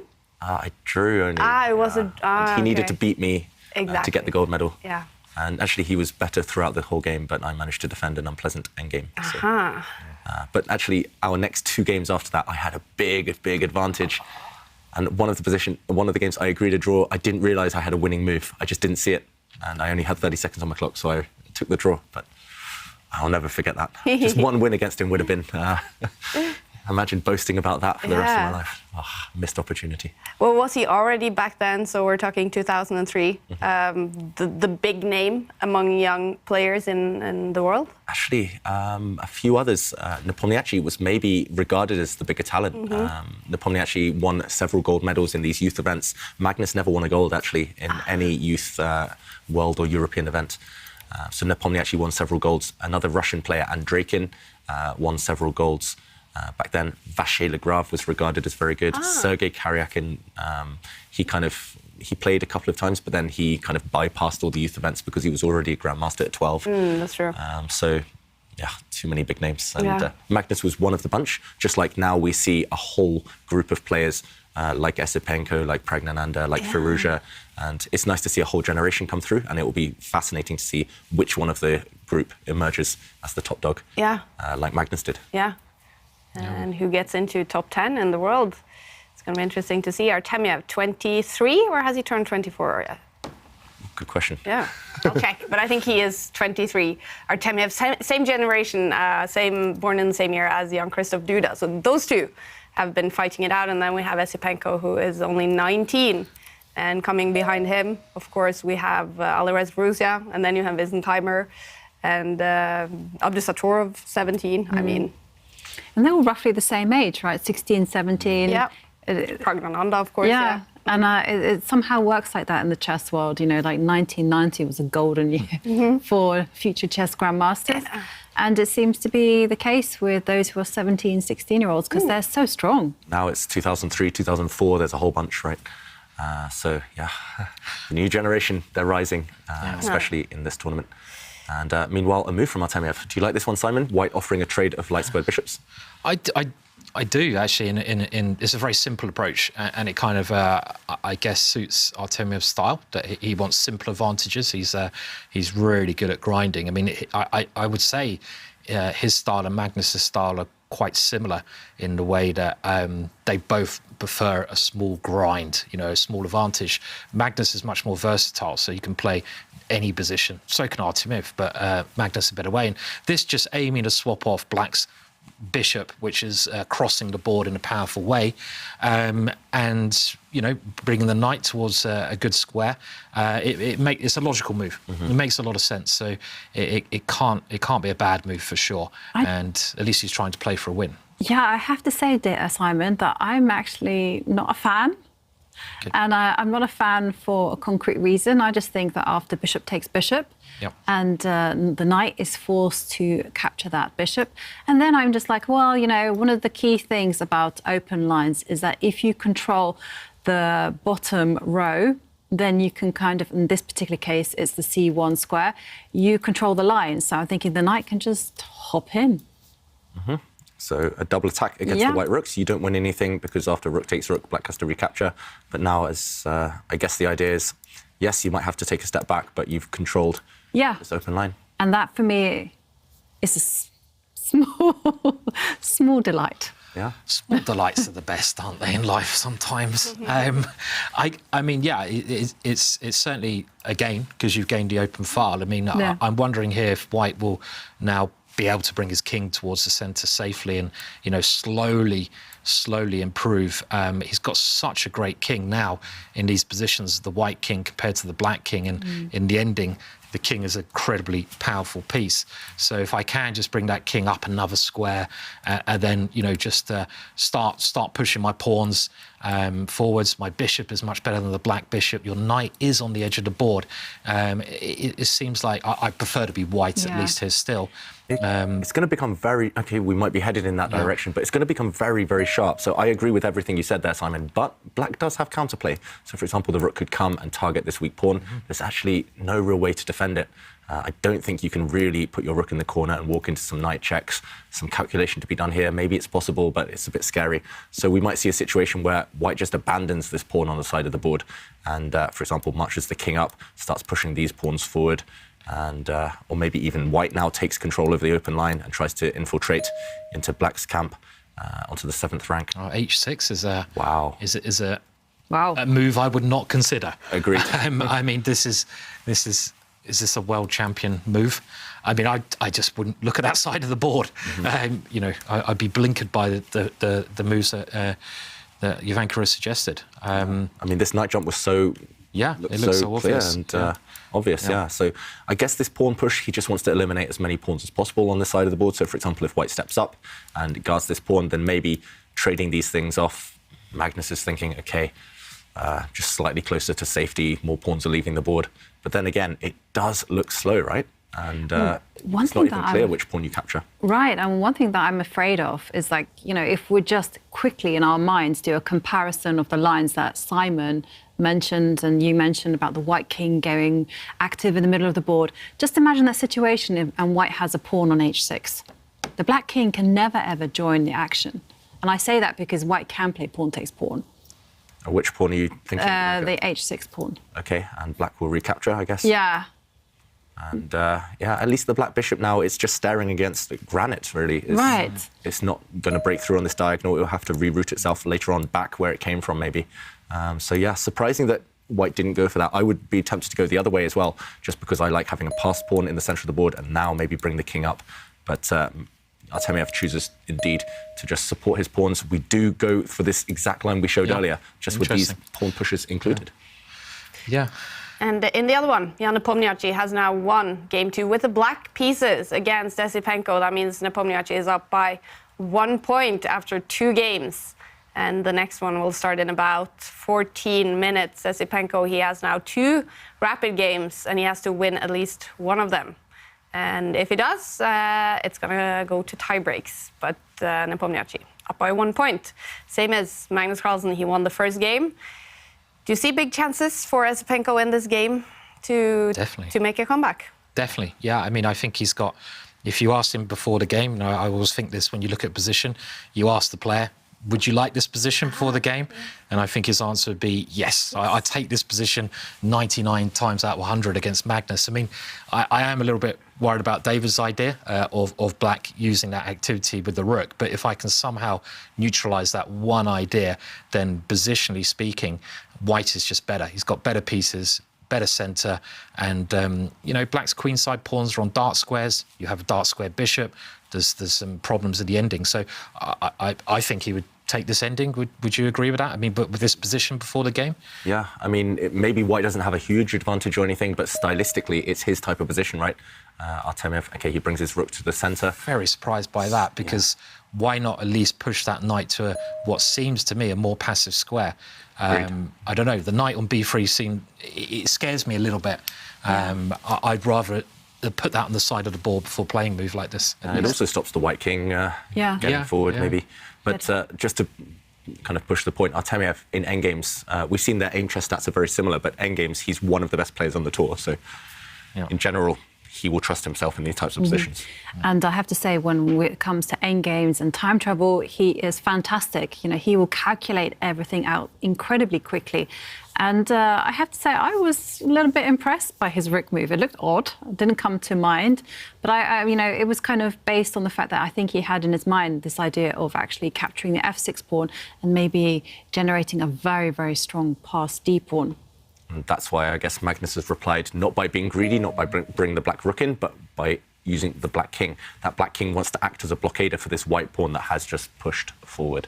Yeah, I'm not convinced by this plan, because, I mean, let's say black centralises the knight now or something. I mean, I love pushing my opponent's pieces to bad squares. It just, I mean, what about this knight now coming? He has moved the knight back, so I don't know. I mean, that knight was certainly on a much worse square a while back. Yeah, I mean, you could have that same position, but with black's knight on the edge of the board, right? Yeah. Maybe that was more effective. So, yeah. You can't slip up against Magnus. This is the thing. Even if you get a position which is very playable, it's so hard because you make one. I don't know if it was a slight error, but one. He just grabs all the opportunities that are given to him, and I don't know. Is this okay now for black?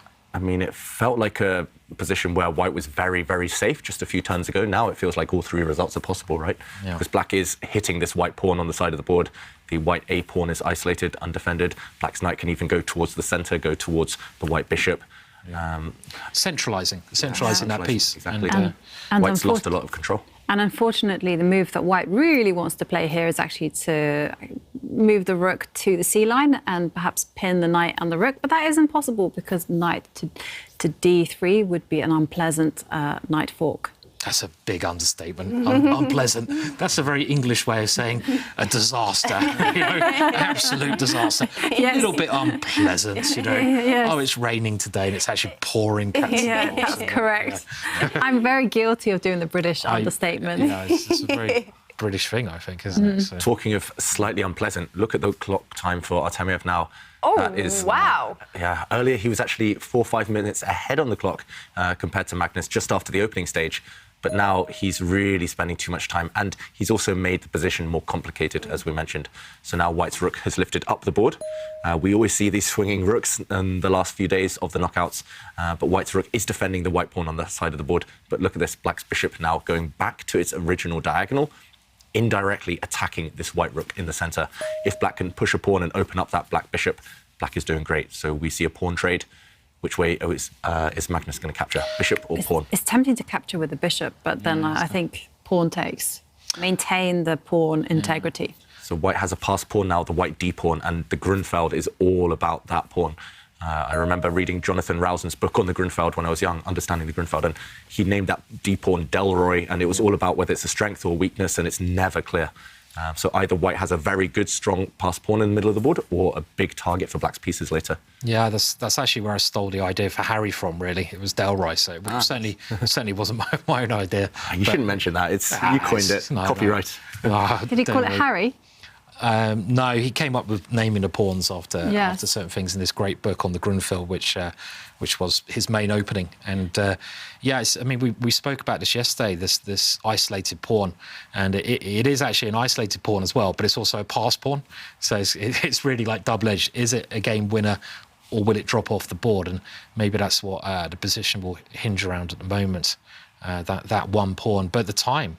Okay, Magnus having a good think here, but Artemyev's got to pick up the pace. Yeah, and it feels like white already has to find some really tricky moves. I mean, that rook lift, white lifting the rook up the board, that wasn't obvious. It cost Artemyev some time.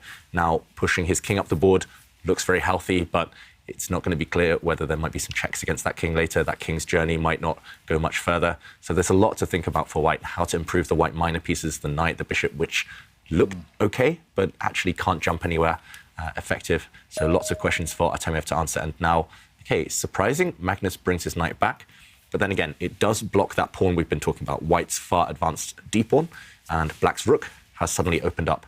So, yeah, personally, I quite like that, actually. Also, some threats of black pushing the f-pawn out of the way, opening up the black bishop to attack the white rook. I think it's a nice move. Yeah, sorry, So I was just going to say that I like it because of its surprise value.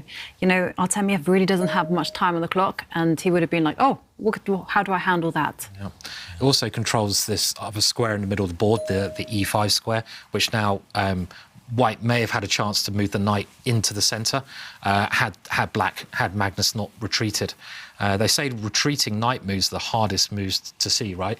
And Magnus blundered earlier on the tournament against Erik Hansen when he missed a retreating knight move. He could have done this. So, yeah, they're very hard to see. It's not natural to move your knights backwards. Artemyev coolly playing his move with 8 seconds to spare. He's a cool guy. Well, he's used to these time troubles, right? We remember them definitely from last season. He's not called the Iceman for nothing. Yeah. He's the Iceman. But another unexpected move from Magnus Carlsen, not trading rooks immediately. He's saying, yes, the rooks can come off the board, but it's going to be on my terms. And black's rook attacking the white central pawn. Artemyev going down under 10 seconds again.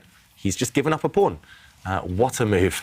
He's just pushing a pawn forward. Now, if black's rook goes and takes this white central pawn that we've been talking about so much, white's rook will be able to get up to the 7th rank and start hitting some things. So it's amazing seeing the body language between Artemyev and Esipienko, because if Esipienko is in this position, he'd be bouncing around, he'd be so active. Shaking. Artemyev is just, you know, he just looks like he's going to fall asleep in a minute. You know, he's got 20 seconds left now. Incredibly cool. But this seems like a pretty awesome move to play with so little time, because you have to give up a pawn, but you're trying to get your rook to a much more active square, I guess, is his plan, at least, if black takes the pawn in the middle of the board there. And a big question for Magnus, do you take this white pawn now, but allow your opponent's pieces to get active? Because if you don't take it now, white is going to push another pawn in the centre of the board and unite these two central pawns, white's e-pawn, d-pawn, they'll start marching. So Magnus shaking his head there, it's a huge decision. I don't think he's shaking his head because he's unhappy. I think it's just because it's a confusing situation and not one he expected. He was trying to kind of trick Artemyev. Now Artemyev's so low on time, but he's the one being tricked. And look at this.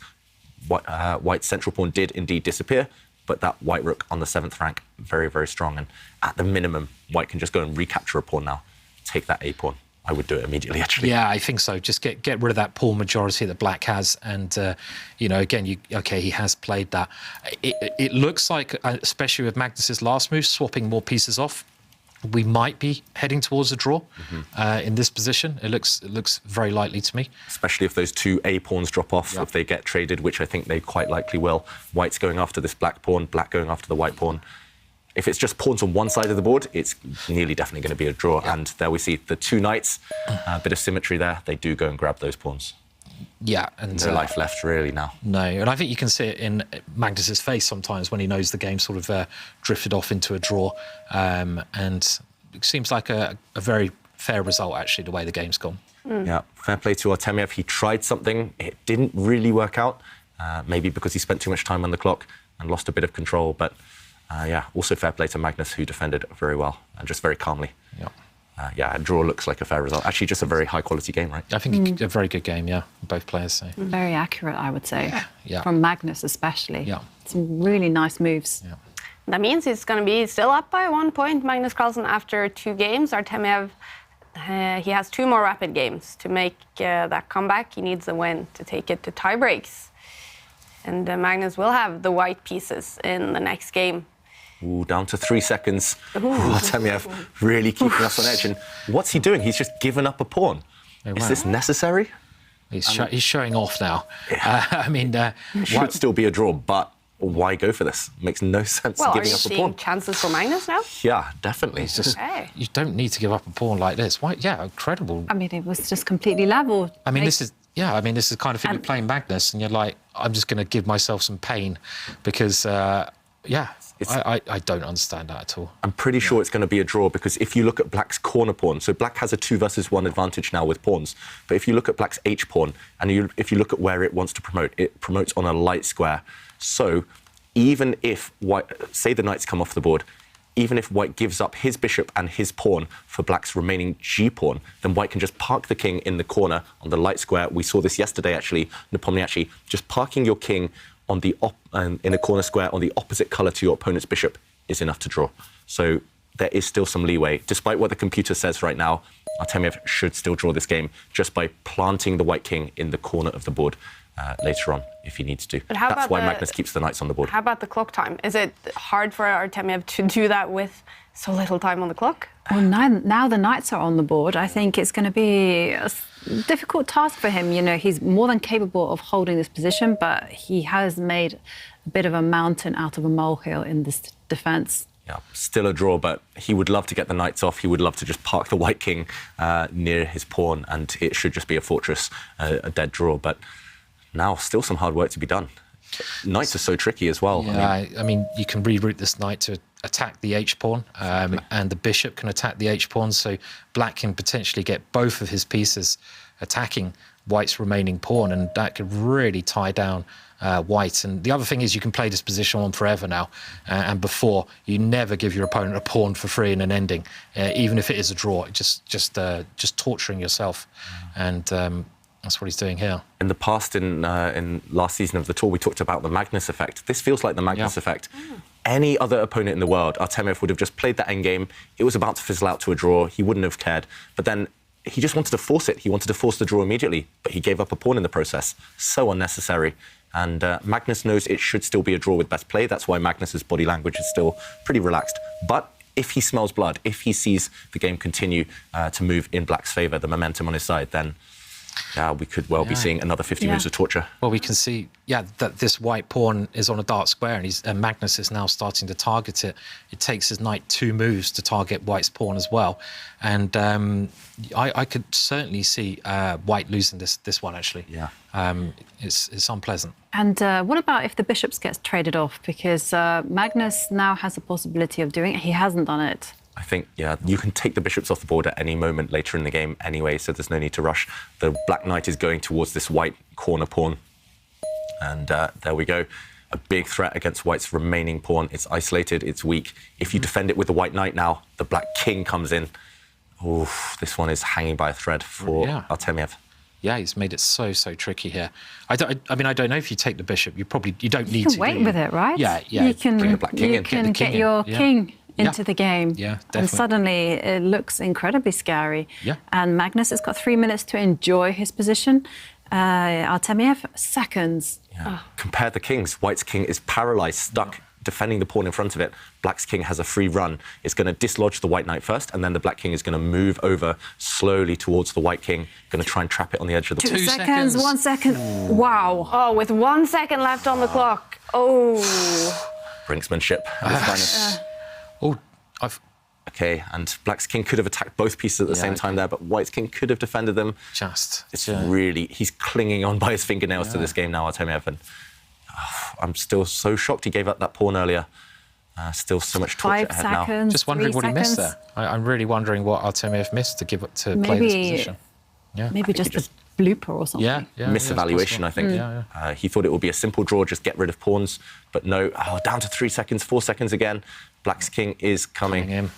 And this is really uncomfortable now for whites. He's getting pushed around all over shop, and white's pieces in such bad squares. Maybe, is there a killer blow? I don't know, but it's uncomfortable. It's close. You're nearly in Zugzwang, meaning that white's going to run out moves potentially at some point in this position. Now, maybe black needs to relocate the knight round now somewhere better so it can check away the white king. It's still not easy for Magnus to find the killer blow. Black's pieces are all on perfect squares, but white has set up a defensive fortress in a way. So, okay, he brings his bishop in. White's knight really lacking squares, actually.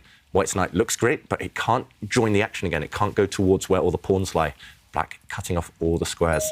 How many times have you seen Magnus win positions like this, though? Too many. I've seen him do it so many times where everyone thinks it's a draw, and all of a sudden he will just play, improve, play, wait for a weakness, wait for a blunder, win. And he loves winning these kind of ones. Yeah. I mean, you're even looking at a checkmate pattern in some structures. If you can 3 seconds, 2 seconds, 1 second. Ooh, has he lost? Oh, he did it with 2 seconds left. Incredible. Like knight e2, get the bishop hitting h2, knight g1 checkmate is one very powerful idea. I mean, the white king, don't go for the h pawn, go for checkmate here. Why not? Knight e2 looks incredibly dangerous. Yeah, exactly. White's king lacking squares. Okay, the knight goes back, slightly surprising that one. As you mentioned, Simon, that was so tempting. At least threatened the idea of checkmate. And okay, instead, now White's knight has centralized, so maybe slightly better set up defensively. He's kind of got still the same idea in the air. You know, the white king doesn't have too many squares, and Artemyev is just reduced to moving his knight to random squares. Yep. And if he just checks the king with the black knight, it's checkmate now. Yep. So, OK, it takes a while to get there, but if you can do that whilst white can't improve his position, it's checkmate. So, you know, just pick up the black knight and plant it on f2 or g1, checkmate. Right? Checkmate. Okay, but maybe this is a bad circuit, actually, for the white knight. Yeah. Knight might get trapped by the black bishop. Black's bishop could just take a step back, maybe. But I'm also thinking in terms of checks. Okay. It's not that easy for black He's going for it. to get He's going checked. for checkmate. Yeah. The knight is just trying to get in a position where it checks the white king, and that is checkmate. So okay, so he has to move the bishop, right? Yeah. White's bishop jumping out the way so the white knight can occupy the square it previously stood on with a check. You need to kick away the black king. The black king has completely boxed in its counterpart, its rival there. Still so calm, isn't he, Artemyev? Yeah. I mean, I just couldn't. Oh, but okay, look, we have checkmate in the air. It's a threat. Knight g1. Knight g1, yeah. White has only 2 ways to stop that. Either you give a check to the black king, or you bring the white bishop back to cover any potential checking squares from the black knight. 2 seconds. 2 seconds, only 2 possible moves to stop checkmate. Oh, dear. He gives a check himself. Unbelievable. I can't believe he looks so calm. I know what I'd be doing here, and it wouldn't be looking like that. I mean, I'd be dripping sweat on the floor here. And again, he's making the move with 3 seconds to spare. He's defending incredibly well, considering the circumstances here. So yeah, fantastic defense, but still on the brink. Just that's the thing. One slip, and it's going to end in checkmate. White's king is trapped. So he has to keep doing this for many, many more moves. If I'm just going to check as well while the game continues, while the white knight hits the black bishop, I'm going to check how many moves he needs to survive to make the 50-move rule. Okay. But it's a long way to go. Now there's an exchange of pieces, possibly. And, but this is choice for Artemyev. Does he rock the boat and make the trade, or does he kind of maintain the same situation? And he's just chosen to maintain the same piece formation. So it's going to be knight and bishop against knight and bishop. And he steps back with his king. But maybe missing an opportunity there. Yeah. Black needs to keep the knight alive to win the game, but in that type of position, it's a fine line, right, between a draw and a loss. Artemyev just didn't have enough time to calculate whether trading a knight for the black bishop was beneficial for him. So we continue. We're going to go round in a bit of a circle here. The last pawn move was on move 44. So they've made 24 moves. Okay, halfway. Yeah, 24 moves without a capture and without a pawn push. If it's 50 moves, so if there's no capture or pawn push before Black's 94th move, it's a draw. Okay, 94. 94 is the magic number. Yep, all right. Yeah, David, I have a question for you about how emotionally draining is it to play always on the brink of time defeat? It's exhilarating, Jovanka. You get full of adrenaline. Is this why you do it? Because, I mean, David, you're quite famous for doing a similar thing to Artemyev here, like getting down to your last couple of seconds, playing a move, getting down to your last couple of seconds, playing a move. Do you do it for the rush, or do you do it because you just end up in that situation? You're maybe a bit of a perfectionist and you're trying to find the best moves for out. Yeah, I think when I was younger, I did it for the rush, just because I enjoyed the situation. But the older I get, it's more stressful now. My nerves aren't the same as they used to be. Okay, we see a trade, so no more 50-move rule. But yeah, I was just going to say it's become more of a habit now, a bad habit that I need to kick. But time trouble, it's definitely a sin. Don't try it at home. And you, Simon, I mean, when I'm in this kind of situation with seconds left on the clock, I feel incredibly stressed. Do you feel? I can't handle it. I mean, I just, I've got enough bad habits as it is. I don't need any more. So, but I love the rush. I mean, I love blitz chess over the board, and I do, the adrenaline is incredible. Yeah. But I don't play very well when I'm short of time. I'm not particularly good at calculating quickly like David is. Oh, hang on a second. Okay, the bishops have come off, so Black needs his knight. Hang a minute. Okay. Oh, no, is this a blunder? I think White's in Zugzwang. I think the white knight can't move. It's that trick, Zugzwang. Yeah, so Zugzwang.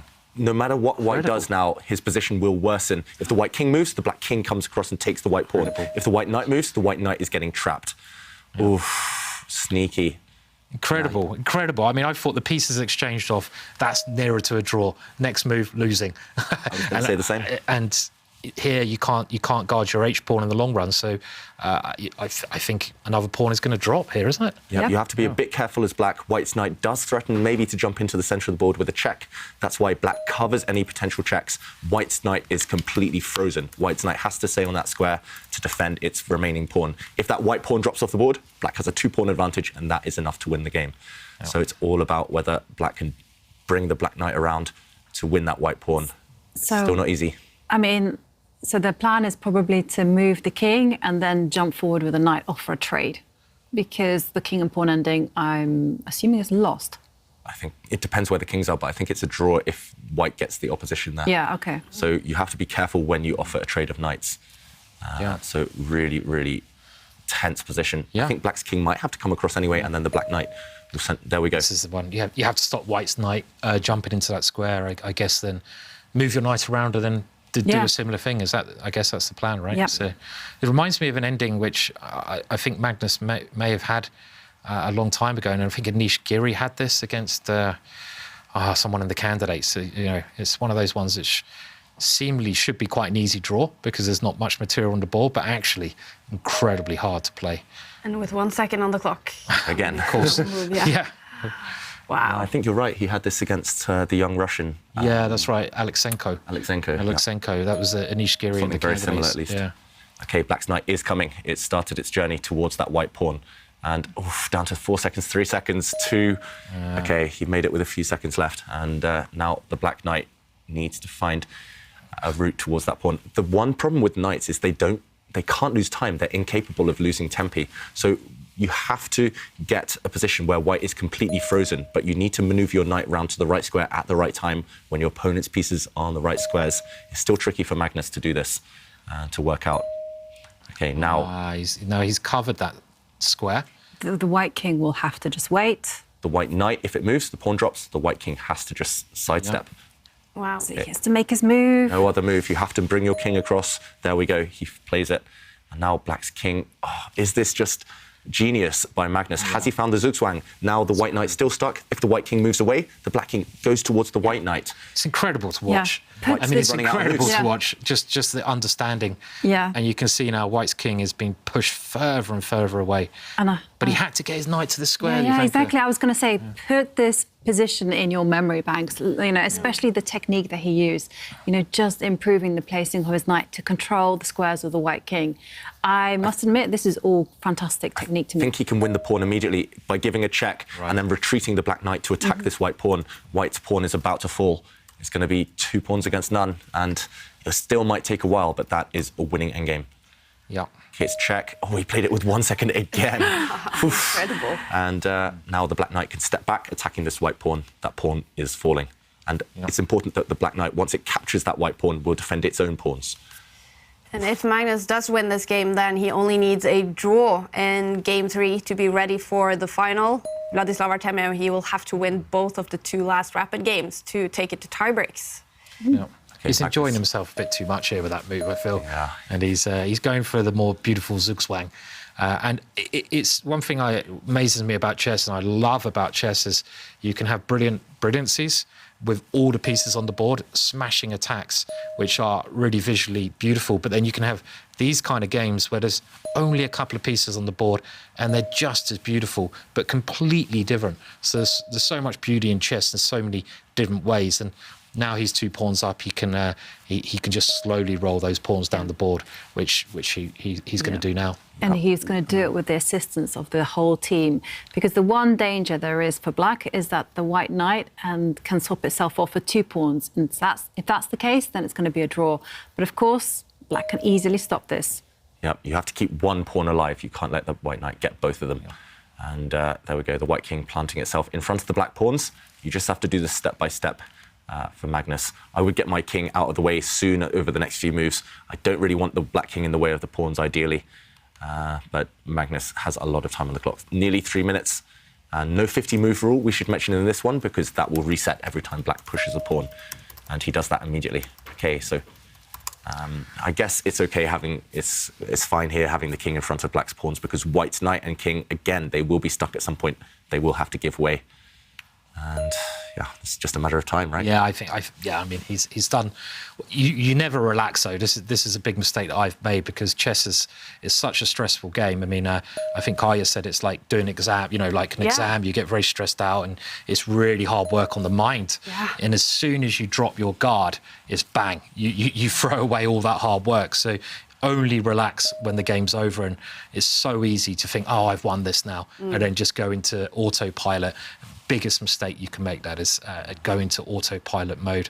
You need to have that endurance to finish things off. Yeah, I saw some stats actually that most car accidents happen within 2 miles of reaching your destination, and it's the same with chess. Most blunders happen just when you're on the brink of winning or just on the brink of making a draw. So it's just that phenomenon of relaxing too early. Wow, that's interesting. So OK, meanwhile, white's just waiting, nothing else to do with the king. Black has relocated his knight. He's ready. Is it now or over the next few moves to push a pawn? And Magnus just calculating the risk. He just wants to make sure that there are no stalemates, for example, or any knight sacrifices by white or any annoying checks. All right, so game 3 between Jan Nepomniachtchi and Andrei Esipenko, that has started. Nepomniachtchi won game 2 and is up by 1 point. If he wins game 3 going on right now, he will be ready for the finals. Esipenko needs at least a draw. and he also needs to win either this game or game 4 to take it to tiebreaks. We will jump straight into that game as soon as this is finished. Can it still last for some time, this one? Still might go for a while. Yeah. I think we will hit the move 100 mark that I get so excited about. Yeah, I mean, Artemyev, he's doing the right thing. He's not resigning. We saw in his body language a few moves ago that he pretty much given up. He knows he's losing objectively. But as we see by Magnus thinking now, it's not easy. There are still some tricks left. And this is what I recommend everyone at home. Never resign, especially in endgames like this. There's always resources, always tricks that you can set for your opponent to save the game. The number of times when I was young, or especially even now when I play online in Blitz, you pre-move or something and stalemate, and the game is over. And our stats boss, Askild, just messaged me saying that this is good for Magnus's fighting chess statistics, that we do know he wants to have a high score on the fighting chess index. And 100 moves, that's going to be good for the index. Yeah, exactly. Especially if he ends up winning decisive game. Yeah. Yeah, so you must have a massive fighting index with your 200, 200, 300 move games or whatever you love doing on a regular basis. It's like... I remember Dave Smurden released stats for, I think it was the top 100 players in the world, and I wasn't that high. I was a bit surprised. I was a bit annoyed about that. But so you're not a fighting player, then? I mean, maybe he put the wrong games in. Maybe there's another grandmaster called Howell. Maybe he chose that guy. Well, but again, I remember one story where you're playing at the British Championships and you're playing Gary Lane in the last round, and David only needs to draw to win the British Championships outright, and that is a big title. It's something I'd love to have myself, and I know Jovanka's won the British Ladies Championships many times, but Gary offered David a draw quite quickly, and everyone thought, of course, you take the draw, you become British champion, you hit the bar hard, and David was like, no. and just beat him instead. It was like, nice, David. Did you beat him? It was a draw eventually. Okay, but you still I said could have saved no. myself a few hours if I'd I still said no. But you said no, and we're like, you said no. You could become British champion now, and you decided to play on. I was like, wow, this is incredible. So I was young. I was full of optimism. Meanwhile, there have been some moves. We should mention Black is actually giving up his knight. Magnus is letting White take the Black knight, but that would distract the White king, and the Black pawns are just going to run through and promote. And we see in the evaluation bar, it's completely winning for Black now. Magnus just needs to choose the right square for his king. I'm not sure whether it matters. I mean, I would go in front of my pawn here, to be honest. But yeah, I think this one is winning. The Black pawns are just too close to the promotion squares now. Yep. Yeah, I would definitely go in front of my pawn. It looks good. And let Harry take the glory. Harry will become a queen, Queen Harriet. Harriet. And actually, this is instructive because knights struggle most against those flank pawns.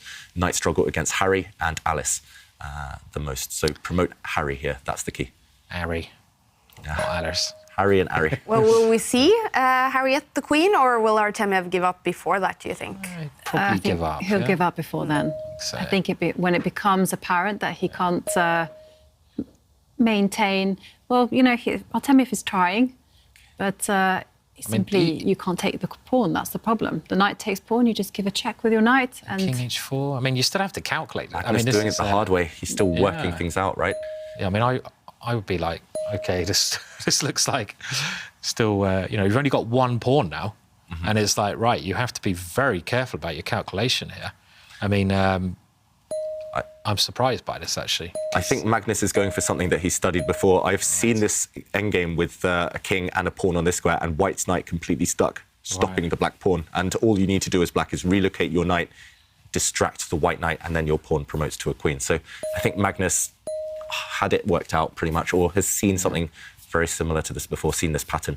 Yeah, it's incredible, how he just finishes the game off. You know, even here, it's like, wow, he knows this is a win, and he's got it. He's got Zugzwang. Zugzwang. No matter what White does, you will lose the White knight. It's game over, and Artemyev, I think, has just resigned. So impressive. He's so impressive in these positions where so many times I've written him off as it just being a draw, and then he just... he wins. He wins all the time in those situations. It's incredible. Yeah. Wow, Magnus Carlsen, he is up by 2 points in the semi-final match against Artemyev. Game 3 will start in 15 minutes, and that's going to be a must-win situation for Artemyev. With only a draw, Magnus Carlsen will be ready for the final in the Airthings Masters. And now we're jumping into Game 3 between Jan Nepomniachtchi and Andrei Yesipenko. Jan Nepomniachtchi is up by 1 point after winning game 2. And if he wins this one, it's going to be over. He will be ready for the final. And look at the bar, you guys. Yeah, it's on White's side. This opening was another Italian game that we saw in an earlier clash between these two. But this one, I think, has gone wrong for Black. Look at the Black King. It's just too airy. It's too open. White's Queen is about to zoom along a diagonal and go towards that Black King. If you compare it to White's King, at least for now, relatively safe, the White King. Yes, Black has this bishop on a great diagonal, but I don't think you're going to break through there. So it's looking good for White. Black is a pawn up, however, and if Black can survive the storm, maybe some chances for Esipenko. I would love to say to Jan, you're supposed to sit in those chairs, not lay in them. It's not a bed, it's a chair, Jan. But, we're just jealous we can't... I know. Have a little, Can we do that? How far can you go? I'm not going to try because it will go wrong. And then we all fall back. Oh, wow, it's very bendy. It's quite bendy. Nice. This could go... But it's actually... And it's very... You can, like, shoot up. Yeah. Okay. Whee! Anyways. But that's just how much Jan loves this position. He's so relaxed because he knows he's in control. But it might be quite an instructive thing, actually, to kind of lean. I'm kind of mean this in all seriousness, to lean back because, you know, sometimes when you're calculating, you get so lost in everything. If you lean back, you can kind of see the position bigger picture, fresh, bigger picture. Yeah. It was Grishchuk, wasn't it? Alexander Grishchuk at the candidates when he was playing. Everyone else had these really comfy chairs, and he had this really uncomfy chair, and he said, I don't want a comfy chair because I don't want to fall asleep. I want to be uncomfy so I stay awake. And that was his thing. So it's actually like similar idea, stay awake by being uncomfy. Yeah. I do the same. Interesting kind of stat, you know. Yeah. Should you have comfortable chairs? I don't think I've ever paid attention to my chairs. No, not really. No, the same here. But I mean, I think I'd like to have a bit of comfiness in my life when I'm playing. This and... There's an article in Chess24 right now as well about chairs and the comfortable, the levels of comfort and what each player should want. I do the same though, but with food. I have to be slightly hungry when I play, otherwise I just can't play chess. If I'm full, I just can't focus. Bloated. Yeah. I have to remember that one next time I play.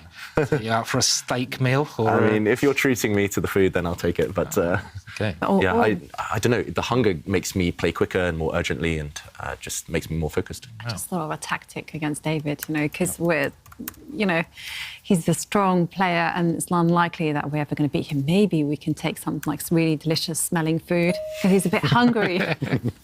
I mean, I've had that before when my opponent whipped out a really messy kebab in front of me, and I'm just like, you can't eat that in front of me because it's just everything all over the pieces. Oh no, I couldn't do that to David. Whip out a kebab in front of him and just start eating it. No. I had someone do that with me with a burger. Oh. Okay. But I think There has been a move, meanwhile. Andrei Esipenko, down on the clock, down to 6 minutes, has just brought his rook into the game. That rook was doing nothing in the corner, so he swung it across. Very sensible. However, White has a strong response here, and I'm assuming Jan is going to play it once he gets back to his chair. He's going to bring the White Queen out. There's two juicy squares, two choices here for the White Queen, but they look good. Let's just explain why White is doing well, despite being a pawn down. Simon, which Queen square would you use? This one to pin the Black Knight, or even this one, hitting the Black Knight and hoping to go maybe later for some checkmate ideas? I don't know. I mean, I'd probably try the one you put on the board there, h5, just because if I can get rid of your knight, then it's game over. But they both look extremely tempting in the position. Just get the queen into the attack and build up with your pieces. So and I think Black, either way, no matter where White plants the queen, will have to retreat his own queen as a defender. We actually saw this theme earlier between these two, and actually this has been played. So Black's queen is most likely going to have to step back. There are some tricks in the position. For example, as White, you can't get greedy and take this pawn, because the Black Knight will suddenly jump forward with a nasty check, a fork, and it cannot be captured because of a pin. The Black Queen pinning this pawn towards the White King. So there are still some traps in the position. But then again, okay, this has been played. But then again, at some point, White could think about just being greedy, taking this pawn, hitting the Black Rook. At some point, you might even try and swing this rook into the game, bring it across the long way. What about King F4? I'd love to use my F pawn here because your knight is the Black Knight is kind of supporting Black's position, it seems. So if I can, again, it's looking at key defenders in your position. It's a good tactic to use that knight. Very good defender. Get rid of the knight. Like, how do I do that? I use a pawn. my pawn's pinned, get my king out of the way, then use the pawn. So something like that as well could be an idea. I mean, it's very nice. Yeah, that's get out of really this diagonal. Nice. And I was going to ask another question, because it is tempting here to capture a pawn with a knight, for instance. Could you do that? You do a little hit and run, come back, and then maybe start using kind of switched tactics, kind of instead of playing so aggressively, just kind of go, well, I'm going to improve my rook on the queen side. Yeah. Yeah. You could hit some pawns with your rook, Yeah. bring that piece into the game. You could, at the very least, just retreat your knight and then combine it with Simon's idea of stepping the king across. For example, if black just makes a move, now you move your king across, and the idea is to push this pawn forward to destabilize the knight. But here it would also be a double attack, so extra effective.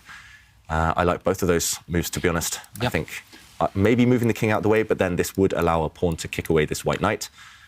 So first move I would calculate, at least here, would be a capture, just to see whether we can get away with any greed. So to take this pawn or not to take this pawn, that is the current question.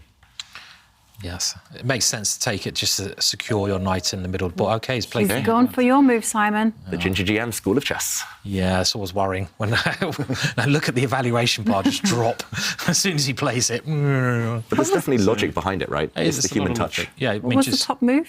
OK, the top move was actually a different move, moving the rook one square to the b1. Which looks so strange, doesn't it? But yeah. I mean, it makes a lot of sense, that rook move, but as humans, we're trained to look at the one side of the board, right, where the kings are. I guess here you just have to calculate c6, f4, and if you think this works very well as white, then you play it. I mean, maybe not even f4, but it's pretty sort of, if it works, it wins.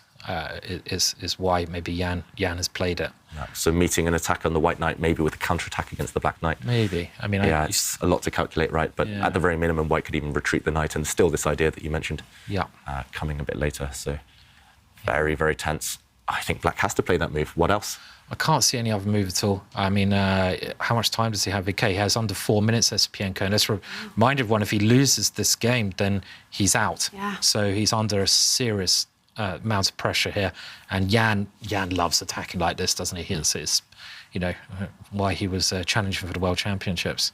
It's a pity we didn't really get more of these positions for Jan. Well, not a pity for Magnus, but a pity for everyone else in the World Championships, because this is when we see him do it, he does it so well generally. And this is embracing his own style, but at the World Championship, it felt like he was trying to play a different style, or it felt like he was playing with the handbrake on. Yes. Just couldn't get moving, really, couldn't get into fourth, fifth gear. Yeah. And I think that was a great skill that Magnus actually achieved. He stopped him getting his car into gear, really. He stopped getting he didn't allow positions like this, which is a great skill in itself, controlling the game. Maybe the other idea of this king move is actually just go bring the knight to f4, take the pawn with your queen, bring the knight in. You can just play it a bit simpler as well. Put the knight on that square rather than the pawn. Yeah, maybe we show this, because that's very... OK, we're going to see it actually on the board, but the pawn hitting the knight has retreated, and now, as you mentioned, Simon, if black just makes a move, then queen takes pawn is possible, because this knight check is not working anymore. Firstly, it's not check, and also the white king no longer on the same line as the black queen. And this is deadly now, the white knight joining the attack. Yeah. Jovanka taught me that 3 is the magic number, and these are 3 attacking pieces ready to go towards the black king. Yeah, that looks really nice. It is really nice, and I just really feel sorry for black's king. It really needs some pawns behind it, in front of it, rather. So do you kind of disagree with the bar right now? Should it be, more in favor of Jan? Possibly. Maybe there's a genius defense that the computer will find, but for humans, it's so unpleasant. And also, it's the type of advantage right now, 0.4, which, if black is not accurate, might just explode into +5, +6 for white. So it's not the type it's going to be long-term. I really don't think there is a defense, because I'm just, take a look at every single one of black's pieces. The rooks can't move. OK, well, Esipienko is trying. He's breaking forward in the centre.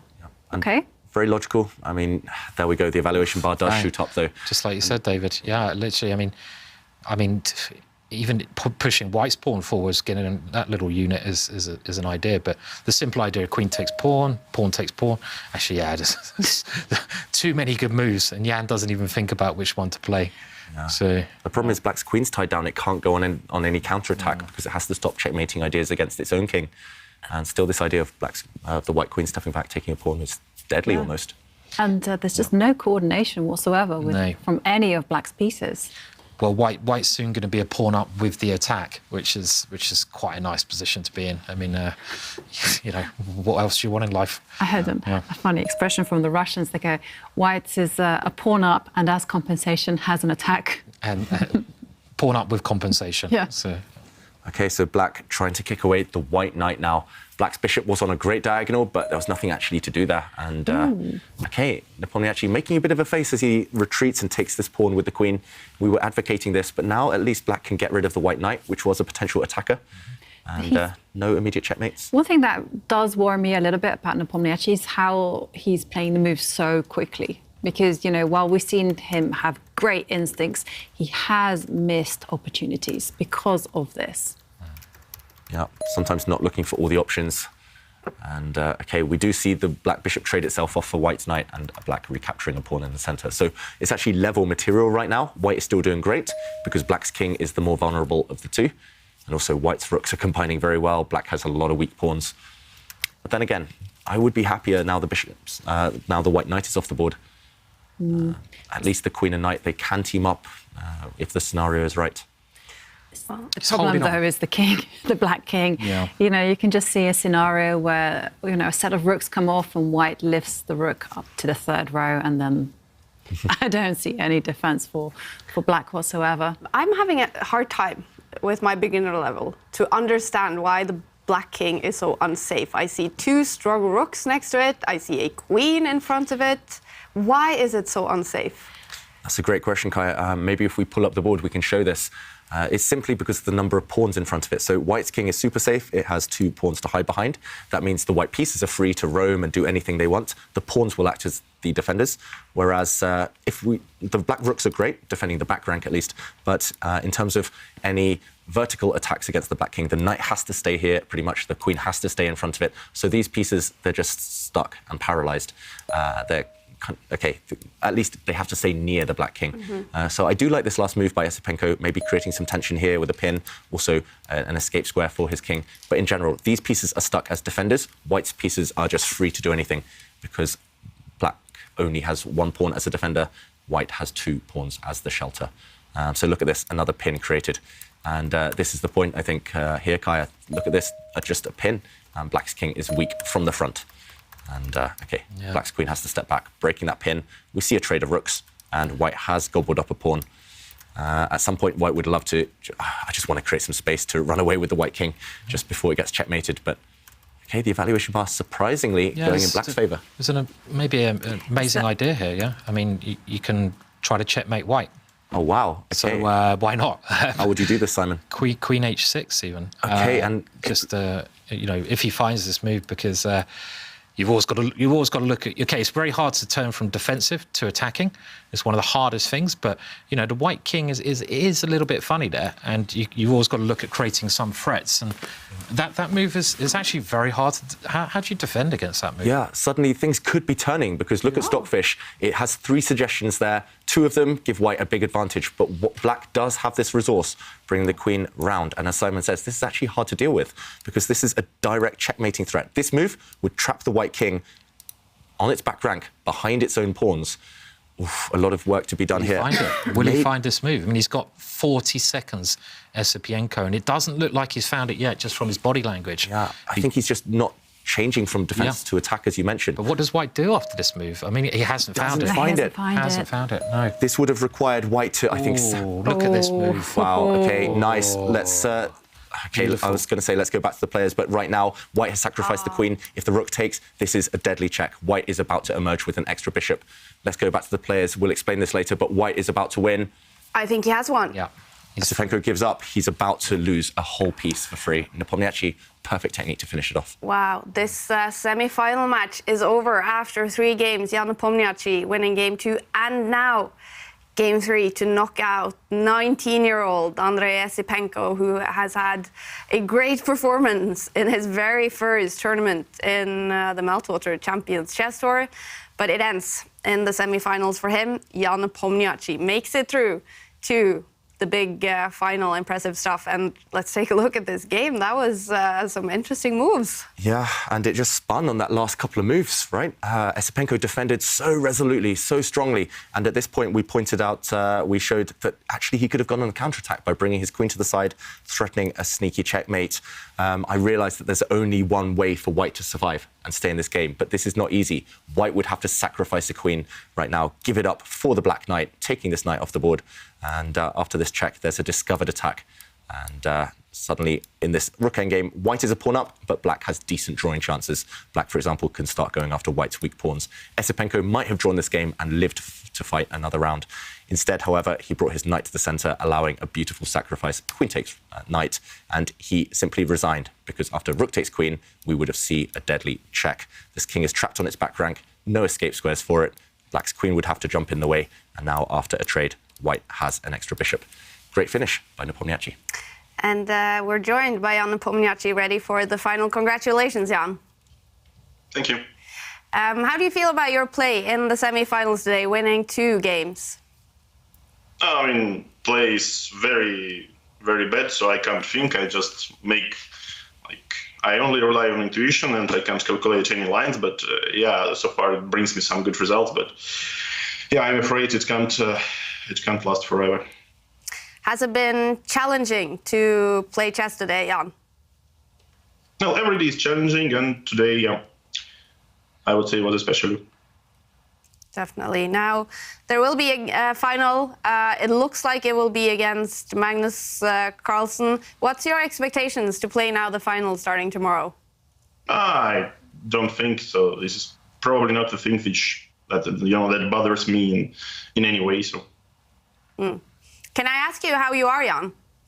Well, more or less fine, but yeah, probably things could be better. Yeah, but yeah, I'm trying. Obviously, if it is Magnus Carlsen in the big final, many people will maybe wonder if you will feel some hunger for revenge after the World Championship match. Is that at all in your head? I think the revenge for the World Championship match can be only, satisfied in another World Championship match. Of course. Well, Jan, congratulations so much on winning 2 games today and being in the final. Thank you. Thank you. Thank you so much for joining us. Jan Nepomniachtchi, first player to reach the final in the Airthings Masters. We're going to jump into the semi-final match between Magnus Carlsen and Vladislav Artemyev. And Magnus, he only needs a draw in this game to be ready for that final to face Jan Nepomniachtchi. The bar is slightly over to his side. It's a must-win situation for Artemyev. Any chances for him? Yes, it's still early days in this game, only on move 5. And Black already has played something a bit rare, bringing the Black Queen out very early, trying to create a pin towards the White King. And this is known. I've actually played similar ideas myself, but it does involve a bit of risk for Black. And that's what Artemyev needs to do. He must win with Black, and therefore he has to play kind of maybe not the openings he would usually choose. So we see Black grab a pawn in the center, White's knight going over to attack the Black Queen, kicking it away so that White can recapture in the center with a pawn. Magnus just wants a solid, symmetrical pawn structure, and that will guide him towards the draw he requires. But Artemyev will try and find ways, if he can, of imbalancing things. It's not going to be easy, though. Certainly not going to be easy, especially with the white pawns in the center. I mean, the most principal idea there is actually to copy for Black. You establish a pawn in the center, Black will also do the same, but then the margin for drawing becomes considerably higher. Yeah, definitely. I mean, Magnus is so good at taking the game into the kind of position he wants to get it into, and he's played this opening not pushing the pawns too far, you could say, to get a very safe position. The bishops, both fianchettoed, very symmetrical there. And I think it's going to be a really hard task for Vladislav to get anything out of this game. In some ways, I'm kind of happy because I want to see Magnus play Jan in the final. Yeah. You know, I want to see the repeat there, and obviously that's it's going to be interesting to see how they get on. And I think Jan just playing on instinct there is very understandable, as well. And but still, Jan Magnus is going to be special. Yeah, and once black moves the queen out of the way, pawn takes pawn, it's going to be symmetrical pawn structure, and as you mentioned, Simon, it's very, very likely at this point, with the symmetrical pawn structure, Magnus will get to draw, and we'll see that big final, the dream final. Yeah, definitely. And okay, in this game, 6 moves, and Artemyev is already down to 12 minutes. Why is this a position where they're spending a lot more time? What is it about this position and this opening? I guess he's just trying to get Magnus out of his comfort zone. Artemyev is not playing the usually recommended moves. Look at that black queen on the edge of the board. One thing we teach beginners is don't bring your queen out too early.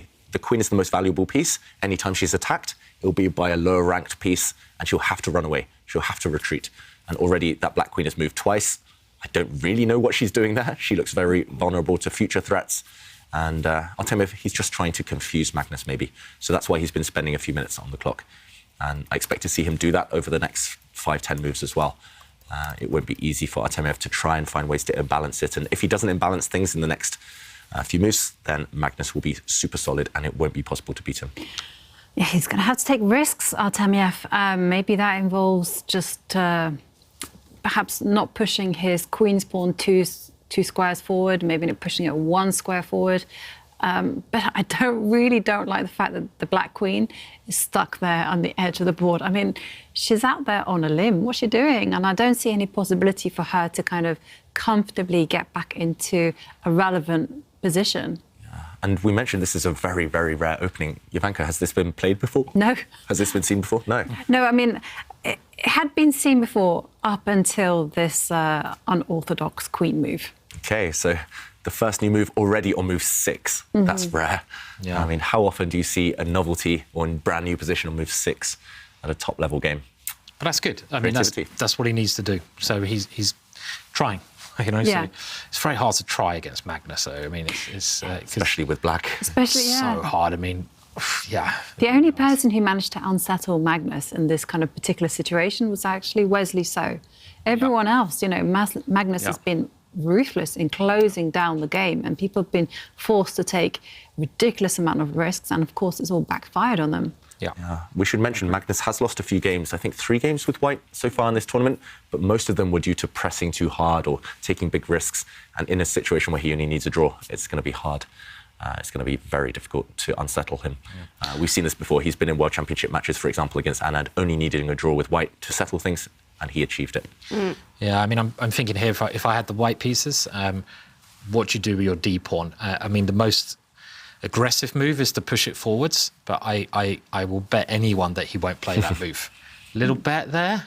Anyone want to take it on? Cheeky I'm one. Not brave enough. I think you're right. I think you're right. I would not. Attack a knight, push it on, get a threat. Normally, go aggressive, get some space. Normally, I might be tempted to do something like that because I love putting my pawns on the D5 square. However, there's no need. There's no need to lengthen the black diagonal of the bishop. I don't need to do that. I can just simply develop a knight, keep the position all kind of solid. Yeah, and I think it's about control. Yeah, about controlling the position, and this is what we're talking that the great players can do. They can decide what position they want and just take it that way. And pushing the pawn on, I mean, I'd probably play that in 90% of the games, without thinking, because I like attacking things and I like getting space. But the more sensible Magnus move here would just be like something like E3, push the pawn to defend that pawn. Simon. There you go. And he just played it. So that was good commentators kind of not curse. What's the opposite of curse? Blessing? Yeah. Commentator's luck. I don't know. Yeah, commentator's blessing. So, I mean, that's much more a Magnus move, though. But just to not give anything for black so far. And we can explain just why you called that move and why we were not taking your bet, Simon. In this position, the pawn is under fire, and maybe the strongest move, maybe the most natural move, is to push forward, gaining time against this knight, gaining space. But with great space does come great responsibility, and Magnus in a must-draw situation where he only needs the half point, doesn't need to take risks opening up this bishop. Instead, he pushes this pawn forward, as you mentioned, solidifying this rock-solid centre. And not only that, but he's bringing his knight out. We talked about, whoops, not that square. We talked about the queen, sorry. And White's knight is going towards it, almost trapping it already. So, yeah, this black queen is going to go on a further journey, further adventure to try and run away from the white knights. And to me, it's looking very pleasant for white.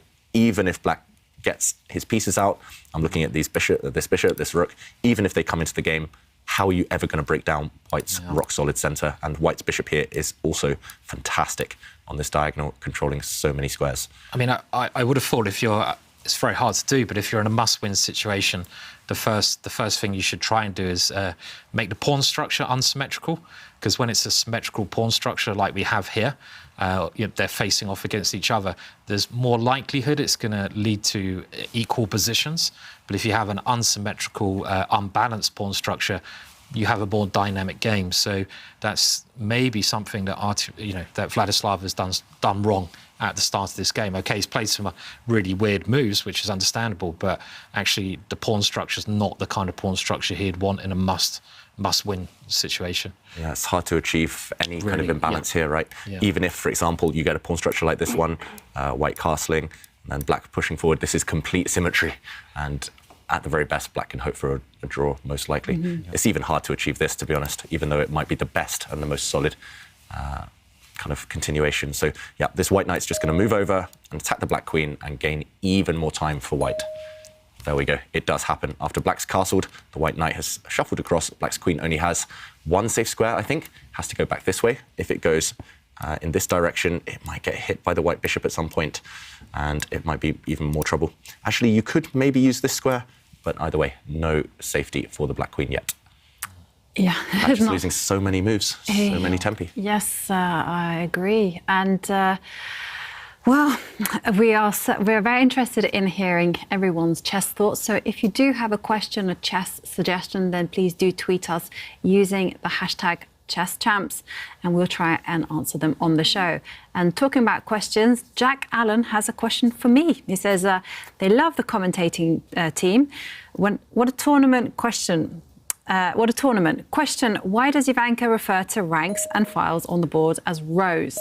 And there is a reason I do that, because the chess speak is to refer to the horizontal lines as ranks and the vertical lines as files.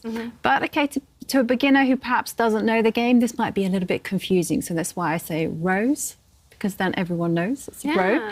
And I use the word lines. So it's just to make the game a little bit more accessible. And it's also why we have a lot of expressions and a lot of fun on the show. And try to stay away from notation, at least when we cannot show on the board, because it can be a little confusing with the notation. Yeah, I mean, you hear, I was about to say, you hear lines like lines, you hear words like lines in other sports, so it's just maybe easier for people to understand in general. Yeah. And Kaja, I've got a question for you. Okay. As you've been on the panel, doing your job, listening to the experts here, have you found your chess play has shot up? Have you been learning a lot? I have been learning a lot, and what I am noticing is that I'm recognizing patterns so much easier, and I'm also a lot quicker when playing the opening, because I just know what to go for. Go for center, go for king safety, and develop my pieces. So I just play faster, and I can maybe recognize a few more openings. Yeah, so definitely, yes. Good. I have gotten a lot better, but I'm still far away from you guys. Yes. And Simon, there was a famous moment last season when Kaja spotted the best move and we were struggling. I don't think we would have spotted it, and Kaja got it. Fate. You guys are doing a great job then of teaching. So that's, exactly, that's the key. Favorite moment from last season. Oh, yes. And meanwhile, Magnus Carlsen, the computer doesn't approve of what he's doing, but it looks very solid to me at least. He's offering a queen trade, and if the queens come off, it looks like full safety for white. Okay, meanwhile, Artemyev finding a sneaky way to allow the queen trade, but at least develop his pieces in the process. So if white goes and plays queen takes queen, capturing the black queen, black's bishop will recapture, and at least it will stand on a great diagonal. Magnus looking very relaxed, though, meanwhile, leaning back in his chair. Yeah, he's nearly horizontal. So I have a question for you guys. If you were in Magnus's shoes, would you just trade off queens? I'm thinking about that. I mean, I'd like to exchange the queens and then get rid of this, move my bishop back or something, I'm thinking. But I'd have to have a concrete reason, because my king's stood in the middle. I have to be a little bit careful with black's knight coming towards my queen side. So I'd think about it. I mean, I wouldn't rush the decision here to capture that queen, personally. You do mention the big... OK, he hasn't taken it yet, but the big threat in the position will be for black to jump in with the knight, to check on this square or this square, and some real annoyances. So maybe white here would have had to drop a bishop back, but you lose a bit of time. Wow, the evaluation bar shooting up in black's favour. That is surprising. So in the current position, if we go to it, white didn't go for the queen trade. Maybe he should have done. Instead, just moving his bishop. And has this allowed black an opportunity? Can black, for example... Ooh, I was going to suggest a very risky move, which I don't think works. I was going to say jump in with the knight, but then it does allow white to capture this rook in the corner. I don't think there's enough compensation here for black. What could the downside be?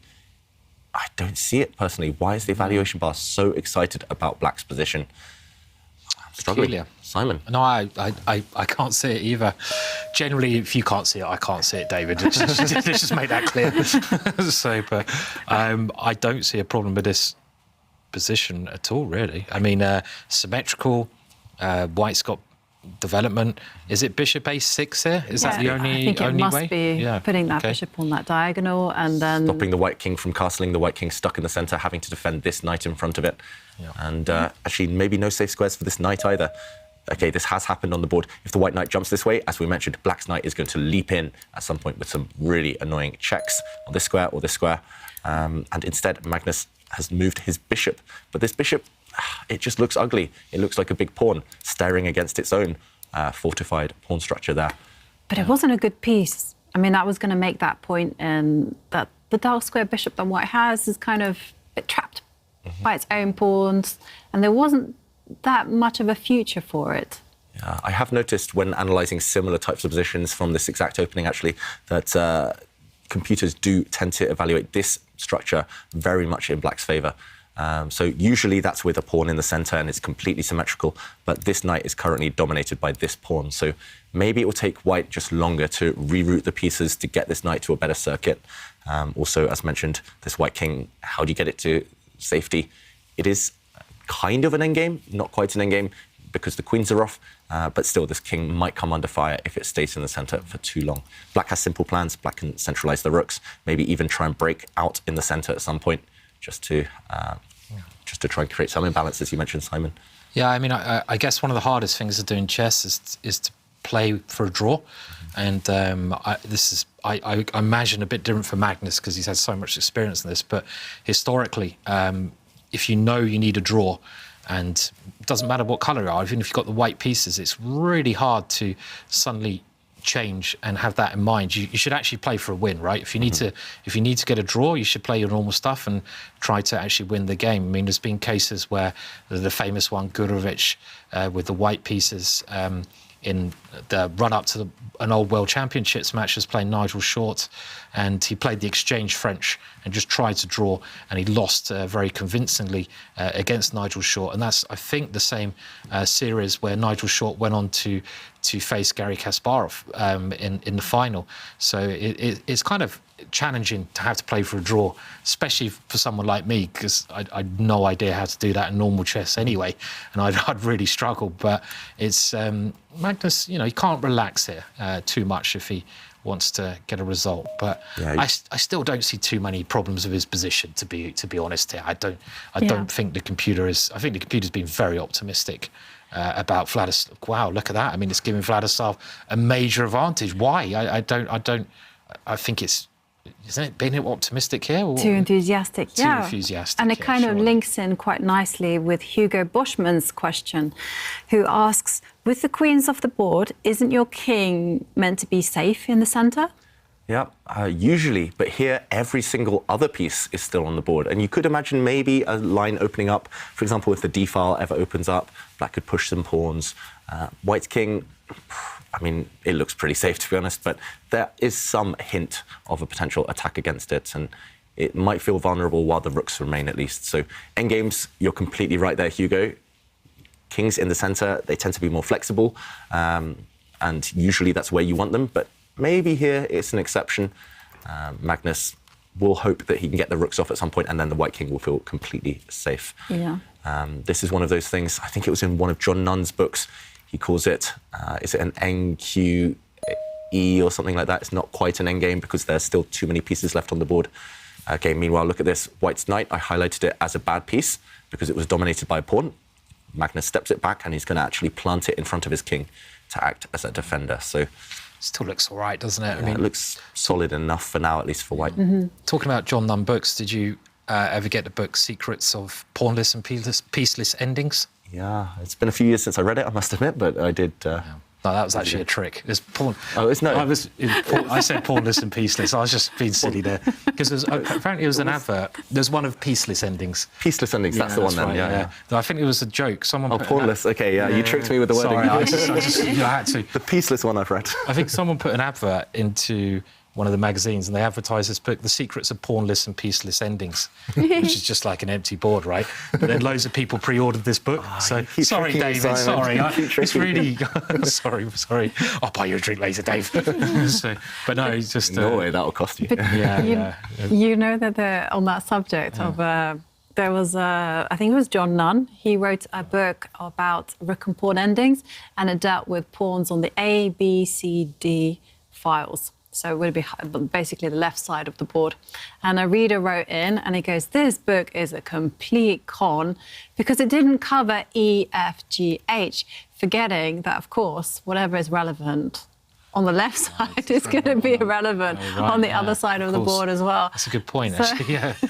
I have to say, those books, I know they won awards. I couldn't get my head around them because it was just lines and lines, and I was like, I just can't. They weren't for me. They were great books, obviously, because they got very good reviews, but they weren't for me. Yeah, you have to be a certain level, I guess, for those books. And there are definitely, I mean, there are books out there. There are video courses which are maybe more wordy with more explanations, and right. Maybe more for the general. Magnus has done one, hasn't he? I mean, for chessball, a course with John Bartholomew, I think, on some great endgame course, which is the fundamentals of endings. Yeah, the 100 endgames you need must to know. Yeah. That's right, and that is a great book and a great course. Magnus teaching you endings. We've seen how good he is at that. So. And Magnus stepping up his pawn. And what I like about this move is that this pawn move, it's small, but it does control the squares that the black knight sitting on f6 can Look jump at the computer, though. What's the computer doing today? Does it? It's gone psycho. It's like, it hates white's position, doesn't it? It's literally saying, I can't. Is it over a pawn advantage? Nearly 2 pawn advantage for black? Is that real? Why? I mean, black's pieces are all better than white's pieces, but I mean, I hear if you made me guess, I would say maybe 0.5. But then, you're right, Simon. To say nearly +2, that seems excessive. And Magnus only needs a draw, but also look at the clock for Vladislav Artemyev. Down to 2 minutes. Is that enough to get that win that he needs? He needs 10 minutes more, I feel. In order to put any pressure on white's position, you have to be super accurate, which computers are. Maybe that's why they see that black has an advantage. Their horizon is quite deep, and they always find the most incisive, most challenging moves. So maybe black does have an objective advantage, but with 2 minutes on the clock against a world champion who's an endgame expert, it's going to be hard to prove that. And white also doesn't have any weaknesses. That's maybe why we're most surprised. If you look at white's half of the board, he's controlled most of the squares there. Black still needs to do a bit of dancing around, a bit of organisation work in order to actually creep into white's half. So, it does feel like, OK, with this last move at least, creating a threat maybe, but Magnus stops that. Black was trying to push a pawn forward and the e-file to open up the centre to go for that white king in the middle, but Magnus trying to shut down that idea. OK, interesting. Seemed very optimistic view from the computer, but just for me, because there's not many open lines, normally when an advantage is secure, it's because you've got some open lines and attack or some big gain in the position, which is very hard for a human to see. But it doesn't look like Vladislav is really finding any advantage at the moment with the way he's playing. No. And this is the type of position where I can easily see a club player, for instance, taking a draw. Because they say, OK, well, all the minor pieces are on the board. There's only one open line. Pawn structure is relatively similar. Why not? And But this type of position, with all 4 minor pieces on the board, you get the idea of exchanging pieces. Like, when is it a good time to exchange? And this is something that Edson Mito asks. I would like to know what's the best time to exchange pieces in chess. I'm learning chess, and he's from Mozambique. Nice. And here we go, talking about exchanges. Here is one. At least Black's trying to open it up, with this move, I guess. He has to try something, right, in order to win this game. Yeah. The moment was about to pass, so he's trying to open things up. Objectively, maybe nothing, but there we go. Some trades, and Black will maybe gain the bishop pair. To answer that question about exchanges, I remember, I think was it Yasser Serouane or was it Maurice Ashley who said it was the 2 Fs. You should go for exchanges if they're forced, or fantastic. There was another F as well, maybe. But either way, if the exchanges are forced, here Black is exchanging pieces because he's in a must-win situation. But usually a forced situation would be to stop checkmate, to maybe get rid of one of your opponent's strong pieces. Or if it's fantastic, where you trade off maybe your bad piece for your opponent's strong piece, then you go for trades. But don't go for exchanges just because you think it will guide you to safety. I think that's the key. Because often players spend 3 or 4 moves going for a trade, and actually they need those moves later on. So, exchanging pieces, it's actually one of the hardest things, or knowing when to is one of the hardest things in chess. I guess you've got to see the potential in the pieces as well, because sometimes you can exchange off your piece for one of your opponent's pieces, but not realising that it can manoeuvre better than your opponent's pieces. So the long-term prospects of your pieces as well, I guess, is important. Yeah, and talking of exchanges, Stockfish, now the computer thinks that White only has 1 move to keep the balance, and that involves an exchange. And this is a good example, actually. White's best move is to use his dark square bishop and capture that Black knight in the centre of the board. That's just a trade.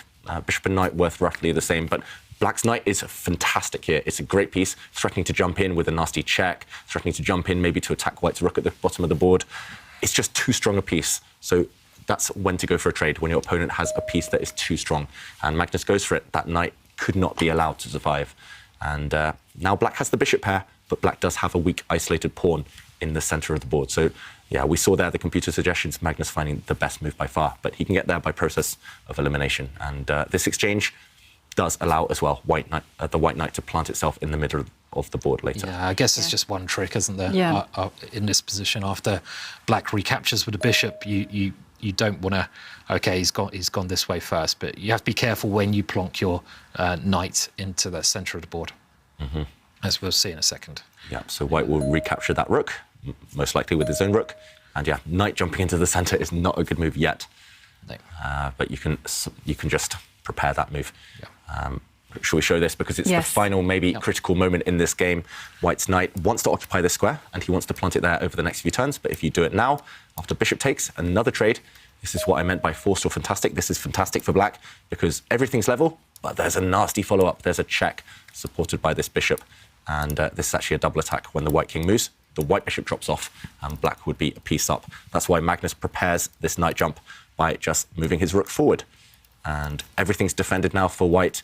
If Black just takes a timeout, for example, moves the king, now you can go for this knight jump, because after this exchange, after this trade, there's a check, but White's king can just move, and now the white rook defends everything. This will lead to a dead, drawn endgame. And talking of dead, drawn endgames, we're heading towards one, but Artemyev does have a trick in mind, and in this position, he traded off the white knight before it landed on that central square, and now, utilising a pin on this file against the white king, he is attacking White's pawn in the middle here. But this shouldn't really be enough. White can just step this pawn forward, I think. And it's a bit ugly for White. After this trade, you do get left with an isolated pawn, which your bishop has to stay and defend, but everything else is balanced. If the rooks come off, it's simply a dead draw with opposite colour bishops, just kind of passing each other, not making any effect on each other. And yeah, still some work for Magnus to be done, maybe. Yeah, at least Black can play this position on for a long, long time. Just trying to bring the king in that ending you said, and just try to make some improvements. But I can't imagine Magnus would ever lose that position. Yeah. No, but the great thing about this position for Artemyev, and again, I've been a bit enthusiastic with my word great, is that, okay, you know, he's only got 1 minute on the clock.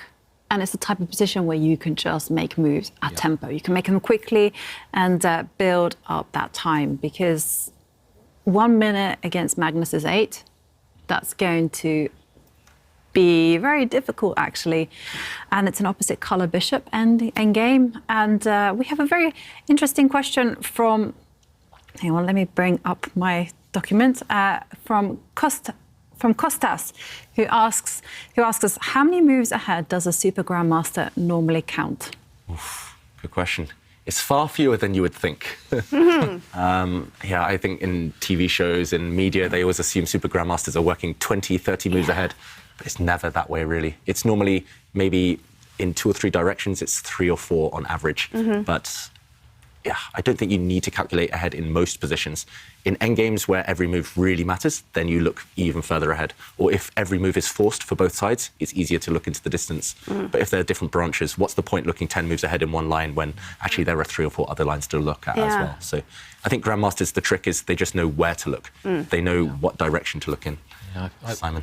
I think there's like a great way you can learn that skill as well, because that's obviously a very important skill to try and learn, just a visualization, you say, just being able to visualize how things turn up. And I'd say start with endings. A lot of people look at tactics when there's like loads of pieces on the board, but if you start by just king and pawn endings, it means you only have a couple of branches possibilities that you should be analysing, so you can really visualise a long way ahead if there's not many pieces on the board. So if you get some king and pawn ending puzzles, and there's probably loads of literature out there you can do, it's a great way to improve your visualisation rather than trying to calculate immensely complicated positions where there's hundreds of pieces on the board, because you'll just get confused, and you can add pieces on as you try to calculate. That's what I recommend you do if you want to improve your visualization. Yeah, that's a great tip, because if, for example, you're doing knight endgames, it's just a knight and some pawns, you work out more about what the knight wants, where it wants to be, how flexible it is, and the knight's path, and then you add pieces as you master each.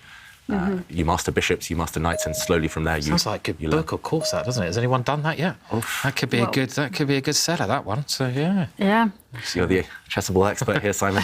Yeah, we'll get it done for Chessable. And meanwhile, Magnus just relocating the white bishop. White's bishop actually stood terribly a few moves ago. Now it's a great piece.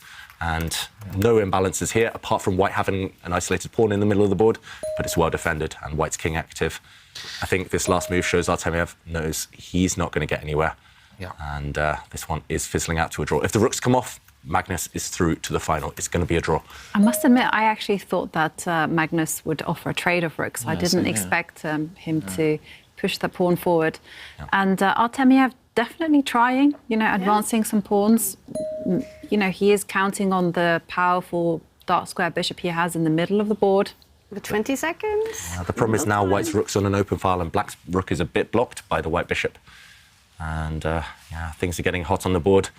Also very warm in Magnus Carlsen's home office, as we're used to seeing by now.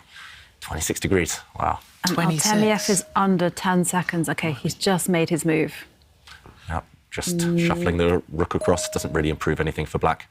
Magnus can just put everything on light squares now, away from the eye line of the black bishop. And I don't see any plan, to be honest, for black, unfortunately.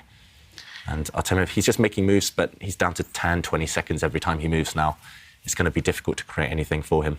And he's got this h4 push at some stage to trying to open up the range of his bishop. Well, he did until Magnus plays it first. And Magnus shutting him down. Yeah. And now the white rook can even jump into the position. I'm struggling to see how the black... There we go, the white rook does enter. Not threatening anything, but just showing that compared to the black rook, it is the more active piece. Maybe can Artemyev kind of put all his hopes on creating a pass pawn against on the right side of the board? He has a 3 versus 2 majority there.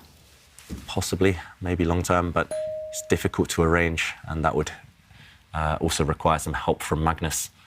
Magnus, meanwhile, just going after some black pawns, and he's going to try and repeat the position, the black bishop. Meanwhile, we've actually seen this position, but earlier it was black to play, now it's white to play. Just a bit of fun and games there. Magnus got a sneaky threat. He wants to offer a trade of rooks and force those rooks off the board, which would be 100% draw. Yeah, I mean, trying to win this position against the best endgame player of all time is a little tricky, right? It's a big struggle. It's an uphill struggle, so definitely. OK, the black rook trying to get active, but white shuts that down again with his bishop, and no progress to be made. Whatever black tries, white just says no. hang on, you could be a bit sneaky, right? Could you offer up one pawn? You could push the A pawn one square, and your whole idea is just to break. Could have been Could be a draw. Could be a draw. It's a draw. Yes, it could have been. Okay, we do see a result. Magnus is through to the finals. He is. After only 3 games in this semi-final as well, Magnus winning game 1 and game 2 is ready for the first final in the Meltwater Champions Chess Tour 2022. He will face Jan Pomniachtchi in that final.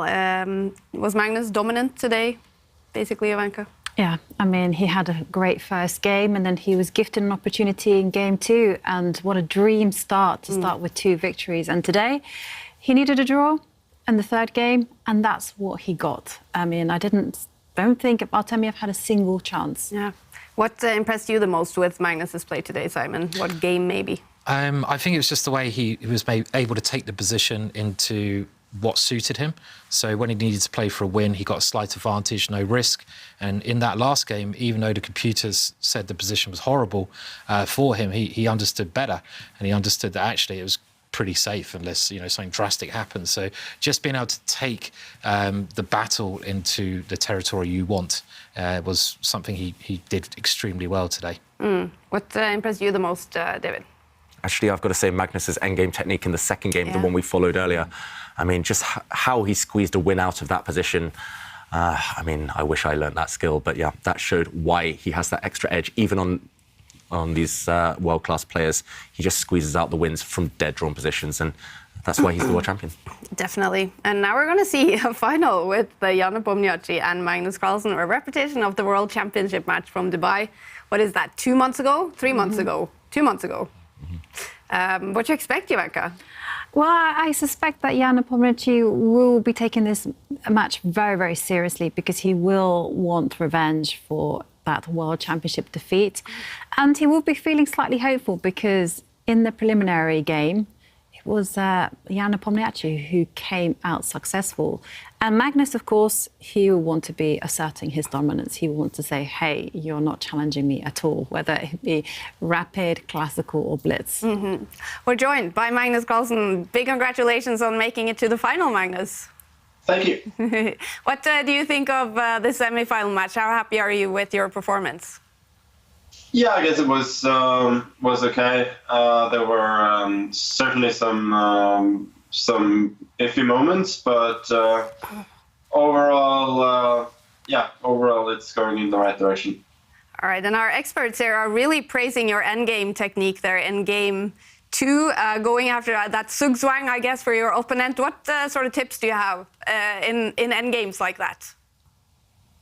I think in that game it was just a case of being really patient, since there's clearly no way to win immediately, so you just have to probe a little bit here and there and hope that your opponent makes a mistake. And fortunately he did. But it felt like he had already kind of messed up a little bit when he went for this E4 thing, which was unnecessary. I don't think he had to give up a pawn like that. But as you can see, and as has been a theme for him in all of these tournaments, is that he always gets into time trouble, and he does play very well under time trouble, but there is always this added pressure on him. Absolutely. Now, I just want to ask you, Magnus, world events, has that affected your concentration at all today? No, of course I've been following, I suppose, a lot of others, but then again, I'm more of a concerned bystander than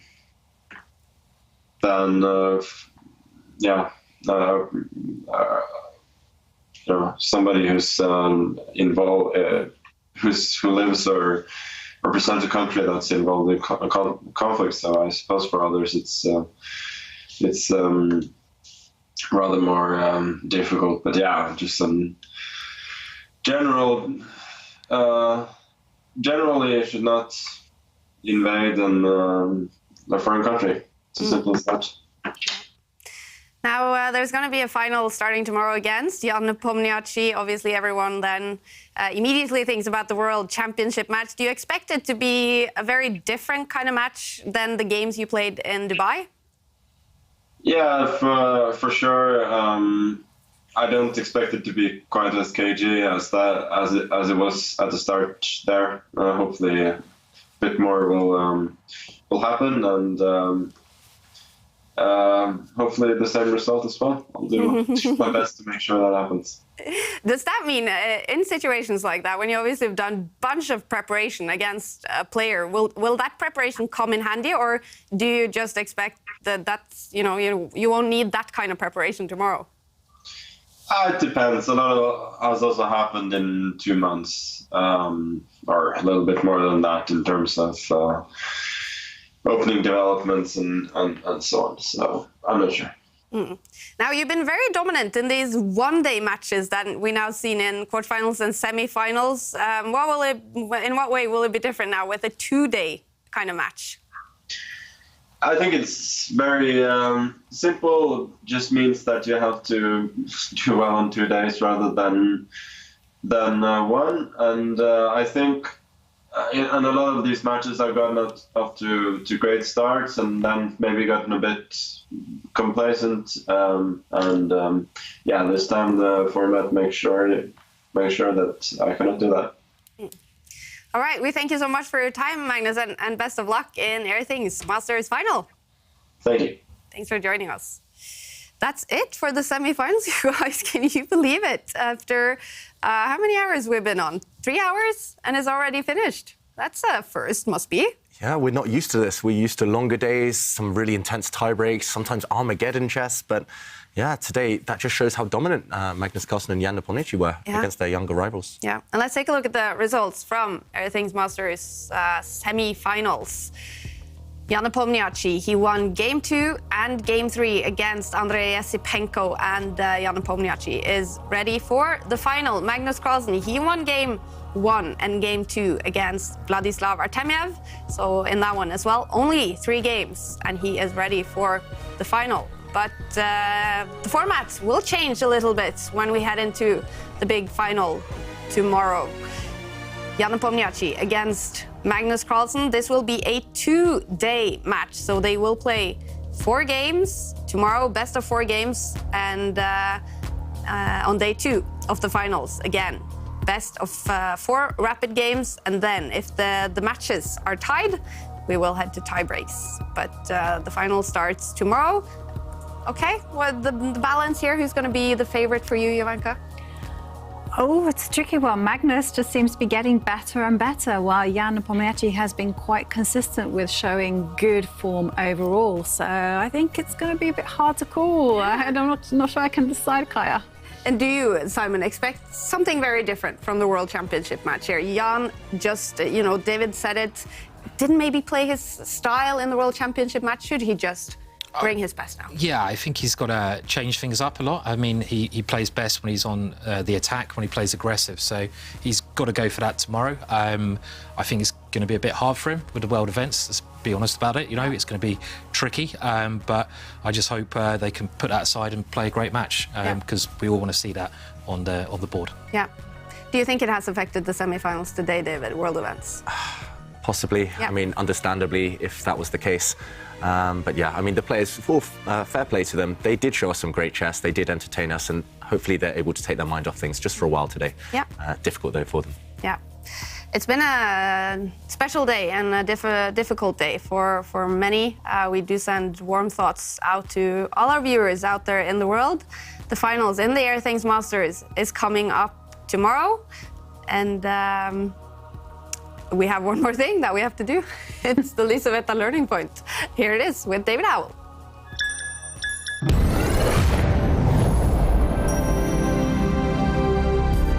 And we did see Jan Nepomniachtchi power to victory today, and today's learning point is one of his games. As black here, Jan Nepomniachtchi defeating Andrei Esipenko, who had the white pieces. And the learning point today is all about sacrifices around the enemy king.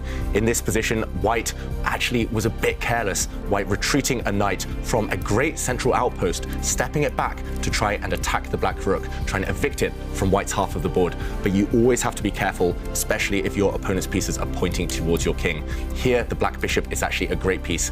Its diagonal has been opened up along this line, and that led Nepomniachtchi to finding some nice sacrifices to break through and win this game. This started with eliminating a defender. Knights are great defenders. Black's rook captured this white knight, and after the white bishop recaptured, this was the killer move. Knight takes pawn, really exploding open the white king, especially on the light squares, and actually the game turned in black's favor completely, because after king takes knight, this would now end in a checkmating attack. The bishop and the queen combined are just going to dominate against the white king. For example, if the king steps back, a check, the king moves, a check, and here anything wins, but for example, the bishop stepping back, this king is doomed in the center of the board. A nice display of power there from Jan Nepomniachtchi, but that's just one sign to show we all have to safeguard our kings if possible.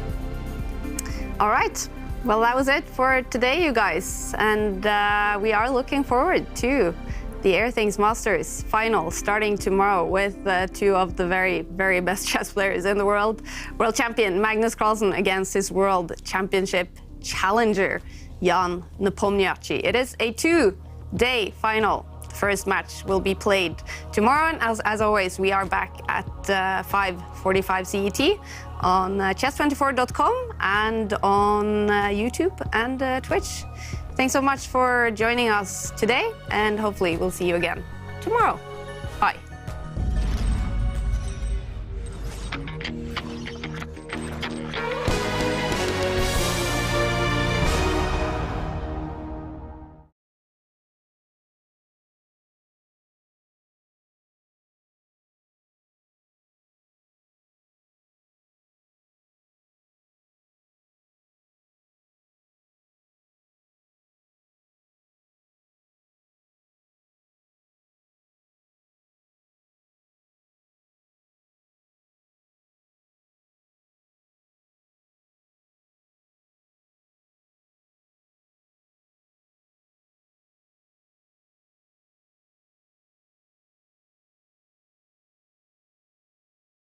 From the final.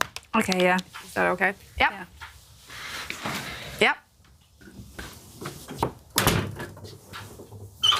Yep. Sorry, I can hear Simon in the microphone. Is he peeing? Yeah. Simon, you have to turn off your microphone. I just had him shut the door and lock it. Sorry. We are ready for the big final in the Airthings Masters with world champion Magnus Carlsen against his world championship challenger Jan Nepomniachtchi. And David, what does Jan have to do different